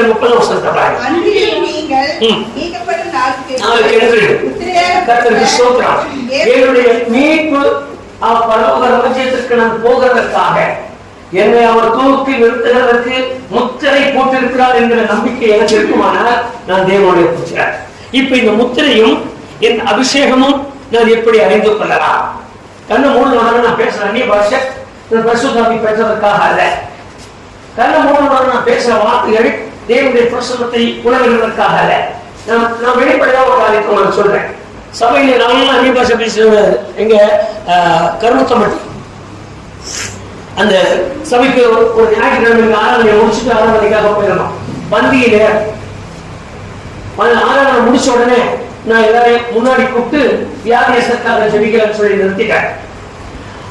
அங்கேயே பேசிட்டு இருந்தாங்க. நம்ம அந்நிய பாஷையில பேசிட்டு இருந்தவங்க அந்த அந்நிய பாஷையோடய எந்திரிச்சு வந்தாங்க. அந்நிய பாஷையில நிறுத்திருக்காங்க, ஆவியில நிறுத்திருக்காங்க, அப்படியே நின்றுட்டு இருக்காங்க. ஆறாவது நேரம் எல்லாத்துக்கும் ஜெபிக்கிறேன்னு சொல்லிட்டேன். அந்த பக்கம் ஒண்ணு ஆடி விழுந்துருச்சு, இந்த பக்கம் ஒண்ணு ஆடி விழுந்துருச்சு. இங்க இருந்து ஒண்ணு நல்லா பேசுது, நல்ல அந்நிய பாஷை பேசுது. பாஸ்ட் போட்டாரு, கையை வச்சாரு, இன்னும் அதிகமான அந்நிய பாஷை பேசுது. அது அந்நிய பாஷை ஊற்ற ஆண்டவரை தொடு ஆண்டவரை நான் கூட்டிட்டு போயிட்டேன். ஆனா அது பேசின வார்த்தை என்ன தெரியுமா? நீ எதுக்கு இங்க வந்தன்னு என்ன கேட்டுச்சு அந்நிய பாஷையில. நீ எதுக்கு இங்க வந்த? எனக்கு அது புரிஞ்சிருச்சு அந்த வார்த்தை. நீ எதுக்கு இங்க வந்த? நான் கொஞ்ச நேரம் பொறுமையா இருந்தேன். என்ன காட்டி கொடுத்துறாரே, என்ன காட்டி கொடுத்துறாரே. அது 2-3 தடவை திருப்பி திருப்பி சொல்லிக்கிட்டே இருக்கு. ஒரே வார்த்தையை திருப்பி என்ன காட்டி கொடுத்துறாரு. தமிழ்ல சொல்ல அந்நிய பாஷையில பேசுறது. தேவனுடைய ஆவியானவரை கொஞ்சம் விளக்கப்படினார். அவர் விளக்க பண்ணிருந்தாரு. நீ எதுக்கு இங்க வந்த என்ன காட்டி கொடுத்துறாரு, நீ எதுக்கு இங்க வந்த என்ன காட்டி கொடுத்துறாரு. நான் 2 தடவை பார்த்து 3ஆவது தடவை மேலே விட்டு இறங்கி போய் தலையில கையை வச்சவன் உட்கார்ந்துகிட்ட ஆடுது. யாரு நீ? நான் கர்த்தருடைய ஆவிதான். எப்படி வந்த? எத்தனை வருஷமா இருக்கேன்? நான் 12 வருஷம் இந்த சபையிலே தான் இருக்கேன். பாஸ் உட்காந்துருக்க என்னடா இப்படி ஆயிடுச்சு. 12 வருஷமா ஒரு சபையை போதகரையும் ஏமாற்றி இருக்கிற ஒரு பரிசுத்த ஆவியானவரின் தேசம் தரித்த ஒரு பெண். அது சொல்லுதையா, நான் எத்தனை முறை தரிசனம் சொல்லியிருக்கேன் தெரியுமா? நான் எத்தனை முறை வெளிப்பாடு காட்டியிருக்கேன் தெரியுமா? நான் எத்தனை முறை பாஸ்ட வழி நடத்தி இருக்கிறேன் தெரியுமா? நான் எத்தனை முறை இந்த சபையில தீர்க்க தரிசனம் சொல்லி நிறைவேற்றிருக்கிறேன் தெரியுமா? இதெல்லாம் சொல்லிட்டு அது ஒரு பேரை சொல்லி சொல்லுது. இந்த பொண்ணுக்கு பிரசவமே ஆகாது இருந்தது. நான் சொல்லிதான் பிரசவம் ஆச்சு. கேட்டு பாருங்க. கர்த்தர் விஸ்வத்தரோட அடக்கம் எவ்வளவு நேரம் போராட்டம். அது நீண்ட நேரம் பேசிட்டே இருக்கு. பேச்சை நிறுத்தினா நிறுத்தல. என் விவரமா தான் நான் சொல்றேன், நீ கேளு. ஆண்டவருக்கு மகிமையோட அடக்கம். தேவனுடைய ஆவியானவர் இறங்கினார். எல்லாருக்கும் முன்பாக 1-12 கர்த்தர் செய்தார். கர்த்தர் விசுவாசத்தோட அடக்கம். கர்த்தர் விசுவாசத்தோட அடக்கம். நான் பேசிட்டு நான் நின்று கொண்டிருக்கிறேன். நான் நிலையாய் நிற்கிறேன். இந்த அபிஷேகத்தின் வல்லமைக்குள் நான் சரியாய் மாறாவிட்டால் நான் தேவனுடைய புத்திரன் என்கிற பெயர் எனக்கு இல்லை. அப்ப இத்தனை வருஷம் நான் பட்ட பாடு, நான் அடிக்கடி நவீன காலத்துல நடந்த அந்த சம்பவம் உங்களுக்கு சொல்லியிருக்கேன். அடக்கம் பண்ண 3ஆம் நாளே ஆறுதல் கூட்டத்திலேயே நான் எங்கேயும் போயிருக்கிறேன்னு நினைக்க வேண்டாம். நான் உங்களோட இருக்கிறேன் எந்திரிச்சாதான் வராங்க. வாட்டர் கேனை திறந்து வாட்டர் கீழே ஊத்திட்டு பையனுக்கு யூரினுக்கு கொடுத்து இதுல இருடா நீ வெளியே போகாத என்ன நினைக்கிறது? அம்மாவுக்கு பையன் எங்க சாமி ஆவியில நிறைஞ்ச அந்நிய பாஷையில் பேசி தட்டுச்சுன்னா தட்டு நம்ம கவனமா இருக்கலாம். இப்ப நான் சொல்லி கொடுக்குற காரியம் சொன்னா உபவாசத்தோட இருக்கிறோம். உபவாசம் எல்லாருக்காக நம்ம ஜோம் பண்ணிட்டே வந்துட்டோம். இப்ப நாம இருக்கிற உபவாசத்தின் காரியத்தை சொன்னா நீர் என்னை அழைப்பது, நீர் எனக்கு பெயர் என்னை விட்டு எந்த சூழ்நிலையும் நீங்க வராது. அப்படி ஜெபிக்கத்தான் இருக்கோம். கர்த்தருக்கு ஸ்தோத்திரம். அந்த முழு ஜெபத்தை ஜெபிக்கத்தான் இந்த நாளையெல்லாம் நான் உங்களுக்கு அடையாளம் காட்டியிருக்கேன். நீங்க இந்த மாதிரி இருக்க இதுல ஒண்ணு கூட நானா இருக்கக்கூடாது. இந்த 3 ஒரு அமைப்பை நானா மாற்றக்கூடாது. நான் இருந்த இப்படி தனியாக்கணும். என்னை உறுதியாக்குங்க, என்னை உண்மையாக்குங்க, என்னை பக்தியோட மாத்துங்க. மாய்மூலங்கிறது என் அனுபவத்துல வேண்டாம். என்னை விட்டு எடுக்கப்படுகிற கிரியை என் உள்ளத்தில் வேண்டாம். நான் தேவ ராஜ்யத்திற்கு புறமாய் போகிற அனுபவம் எனக்கு வேண்டாம். என் கல்வியானால், என் படிப்பானால், என் சம்பவமானால், என்னுடைய உயர்வானால், என் தாழ்வானால், என் மரணமானால், என் ஜீவனானால் நான் உமது மகளாய் மட்டுமே வாழ இன்றைக்கு எனக்கு கிருபைத்தாரும், இன்றைக்கு எனக்கு அடையாளமாக்கம், இன்றைக்கு எனக்கு கிருபைத்தாரும். அதை கேட்கத்தான் எனக்கு உபவாசத்தோட கண்களை போடுவோம். எல்லாரும் கண்களை மூடி மனம் திறந்து வாய் திறந்து செபிக்கப்படும். கர்த்தருக்கு ஸ்தோத்திரம் உண்டாகட்டும். கர்த்தருக்கு ஸ்தோத்திரம் உண்டாகட்டும். உள்ளம் திறந்து செபிங்க. உள்ளங்கலந்து சொல்லிங்க, மனங்கலந்து சொல்லிங்க. கர்த்தருடைய கண்கள் நம்ம நோக்கமாக இருக்கட்டும். உங்க ஜெப வேலை நமக்கு ரொம்ப பிரயோஜனமாக இருக்கணும். ஜெப வேலை நமக்கு ரொம்ப அவசியமா தேவை. ஜெப வேலை நமக்கு ரொம்ப அவசியம் வேணும். நான் உபவாசிக்கிறேன், உபவாசம் சொல்லி உட்கார்ந்து போறதுக்கல்ல, உபவாசம் சொல்லி ஏதோ வந்திருக்கிறேன் என்பதற்கல்ல. ஒரு உபவாசம் பிரயோஜனம் உள்ளதாய் மாற வேண்டும். ஒரு உபவாசம் பயனுள்ளதாய் மாற வேண்டும். ஒரு உபவாசம் தேவனை அறிந்ததாய் மாற வேண்டும். 4 நாட்கள் என்னை அழைத்த அழைப்பு, 4 பேரையும் அவர் அழைத்ததாக எண்ணுகிறோம். 4 பேரும் அந்த அழைப்புக்கு உட்பட்டவர்கள். 4 பிரிவினரும் இந்த அழைப்பை ஏற்றுக்கொண்டவர்கள். 4 பிரிவினரும் இந்த அழைப்புக்கு உட்பட்டவர்கள் தான். ஆனால் நான் எந்த பிரிவுக்கு உட்பட்டு நிற்கிறேன்? நான் எந்த பிரிவுக்கு உட்பட்ட மகள்? நான் எந்த பிரிவுக்கு உட்பட்ட பிள்ளை? நான் இதை யோசிக்க தொடங்கினமா? ஐயா, ஒரு நிமிஷம் நம்ம யோசிக்க தொடங்குங்க. நானும் என் குடும்பத்தாரும் இதில் எந்த பிரிவை சேர்ந்தவர்கள்? நானும் என் பிள்ளைகளும் இதில் எந்த பிரிவை சேர்ந்தவர்கள்? என்னை வைத்து ஆராய்ந்து பார்த்தால்தான் என் குடும்பத்துக்கு, நான் என்னை சீர்படுத்தினாலும் என் பிள்ளைகளுக்கு நான் சொல்வதற்கு. நாம் ஏற்று உள்ள ராத்திரி செபித்தோம் நம்முடைய பிள்ளைகளுக்காக, நம்முடைய பிள்ளைகளுடைய ஆராதனை இடங்களுக்காக, நம்முடைய பிள்ளைகளின் ஆராதனை நேரங்களுக்காக. நம்முடைய பிள்ளைகள் எங்கு ஆராதிக்கிறார்கள், எப்படி ஆராதிக்கிறார்கள்? ஆவிக்குரியவர்களாய் இருக்கிறார்களா? மாம்சத்துக்குரியவர்களாய் இருக்கிறார்களா? போதும் என்று இருக்கிறார்களா? இன்னும் வளர வேண்டும் என்று இருக்கிறார்களா? நாம் வாசித்தோம், நாம் ஜெபித்தோம். ஜெபித்ததல்ல, இன்றைக்கு நம்மை ஆராய்ந்து பார்க்க கடனாளிகளாக இருக்கிறோம். ஒரு நிமிஷம் சிந்தனைக்கு வாங்க. உலகத்தை திருப்புங்க. நான் அபிஷேகம் பெற்றுக் கொண்டது உண்மைதானா? நான் ஆவியில் வசித்து வருகிறது உண்மைதான்? நான் ஆவிக்குரிய பிள்ளையாக இருப்பது உண்மைதானா? அப்படியானால் என்னுடைய தகுதி என்ன? அவர் என்னை பெயர் சொல்லி அழைத்தார் தன்னுடைய மகனாய் இருப்பதற்காக. அவர் என்னை பெயர் சொல்லி அழைத்தார் தன்னுடைய மகனாய் இருப்பதற்காக. அவர் என்னை பெயர் சொல்லி தெரிந்து கொண்டார். அவர் எனக்கு பெயர் வைத்து என்னை கூப்பிட்டார் தமக்கு உகந்த மகனாய் வாழ்வதற்காக. ஆனால் என்னுடைய நிலை இந்த 4 பிரிவுகளில் நான் எந்த பிரிவில் இருக்கிறேன்? நான் இப்ப யோசனைக்காக சொல்ல, ஆராதனை இல்ல, நான் இந்த பிரிவில் இருக்கிறேன். இது உபவாசம். இந்த உபவாசத்தில் நான் கேட்பது, ஆண்டவரே என்னுடைய எந்த பிரிவில் இருக்கிறேன் என்று என்னை உணர்த்தித்தார். நான் உங்களுடைய பிள்ளையான பிரிவில் இருக்க வேண்டும். அதற்காக உபவாசிக்கிறேன். என் கால்களை உறுதிப்படுத்தும், என் நடைகளை உறுதிப்படுத்தும், என் நினைவுகளை உறுதிப்படுத்தும், என் எண்ணங்களை உறுதிப்படுத்தும். அற்ப காரியத்திற்கு நான் தத்தளிக்க கூடாது. அற்ப காரியத்துக்காக நான் பிறந்து போகக்கூடாது. அற்ப காரியத்துக்காக உலகத்தோடு நான் சேரக்கூடாது. அதற்காக இன்றைக்கு உபவாசிக்கிறேன் சொல்லுங்க. ஒருவேளை இந்த நாட்கள் நமக்கு எப்படி மாறும் என்று தெரியாது. இந்த வருஷம் எப்படி இருக்கும் என்று தெரியாது. கர்த்தருடைய வருகை தாமதிக்குமானால் இருக்கலாம். கர்த்தருடைய வருகை சீக்கிரம் இருக்குமானால் நான் எந்த நிலையிலிருந்து பரலோக ராஜ்யத்துக்கு சோதரிக்க போகிறேன்? எல்லாரும் சொல்லுகிறது போலத்தான, எல்லாரும் சொல்லுகிறது போலத்தான. இந்த 3 கூட்டத்தால் பேசுகிறது போலதான் பேசுகிறேனா? அல்லது இந்த 4வது கூட்டத்தில் இருக்கிற தேவனுடைய புத்திரனாய் நான் காணப்படுகிறேனா? இந்த 3 கூட்டத்தில் இருக்கிற எல்லாம் ஒதுக்கி தள்ளி நான் தேவனுடைய புத்திரனாய் இருக்கிறேனா? இந்த வசனத்தை வாசிக்க ஒரு முறை நினைவுக்கு கொண்டு வாங்க. அம்மா, ஒரு முறை நினைவுக்கு கொண்டு வாங்க.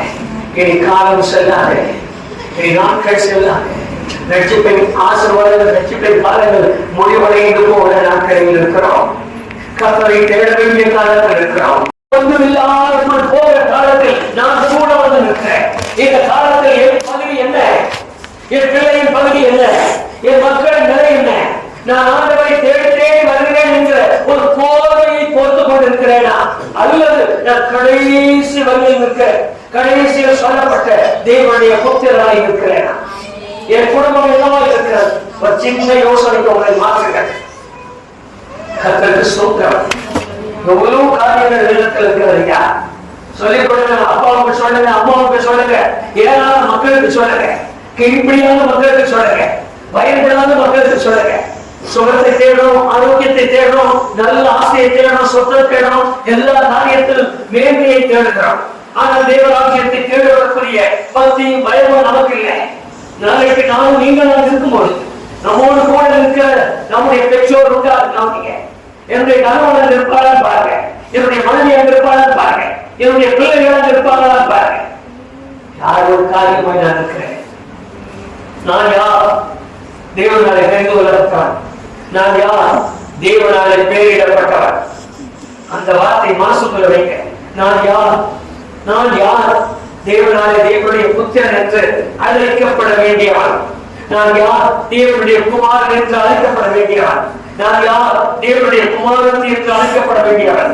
நான் யார்? தேவனுடைய மகிமை அனுபவிக்கிற பிள்ளை என்று பெயர் பெற வேண்டியவன். நான் யார்? தேவன் எனக்கு ஒதுக்க வைத்திருக்கிற தேவ ஆட்சியத்தை சுதந்திரிக்க வேண்டிய கர்த்தருடைய மனுஷி, கர்த்தருடைய மனுஷன். ஆனால் நான் எந்த பகுதியில் இருக்கிறேன்? இப்ப நம்ம கருத்தமா கேட்க போற உபவாசத்தோடு என்ன நடந்தால், என்ன நடந்தால், எப்படியானால், ஆண்டவரே நம்முடைய புத்திரன் உங்களுடைய புத்திரி என்கிற பெயர் என்னை விட்டு ஏடுபடக்கூடாது. அதற்கேற்ற அறிவை அழைத்தார் வைத்திருந்து கேட்போம். உபவாசத்தோடு இருக்கிறோம். உபவாசத்தின் ஜெபம் அதுவாக கேட்டோம். உபவாசத்தின் ஜெபம் அதுவாக கேட்டோம்.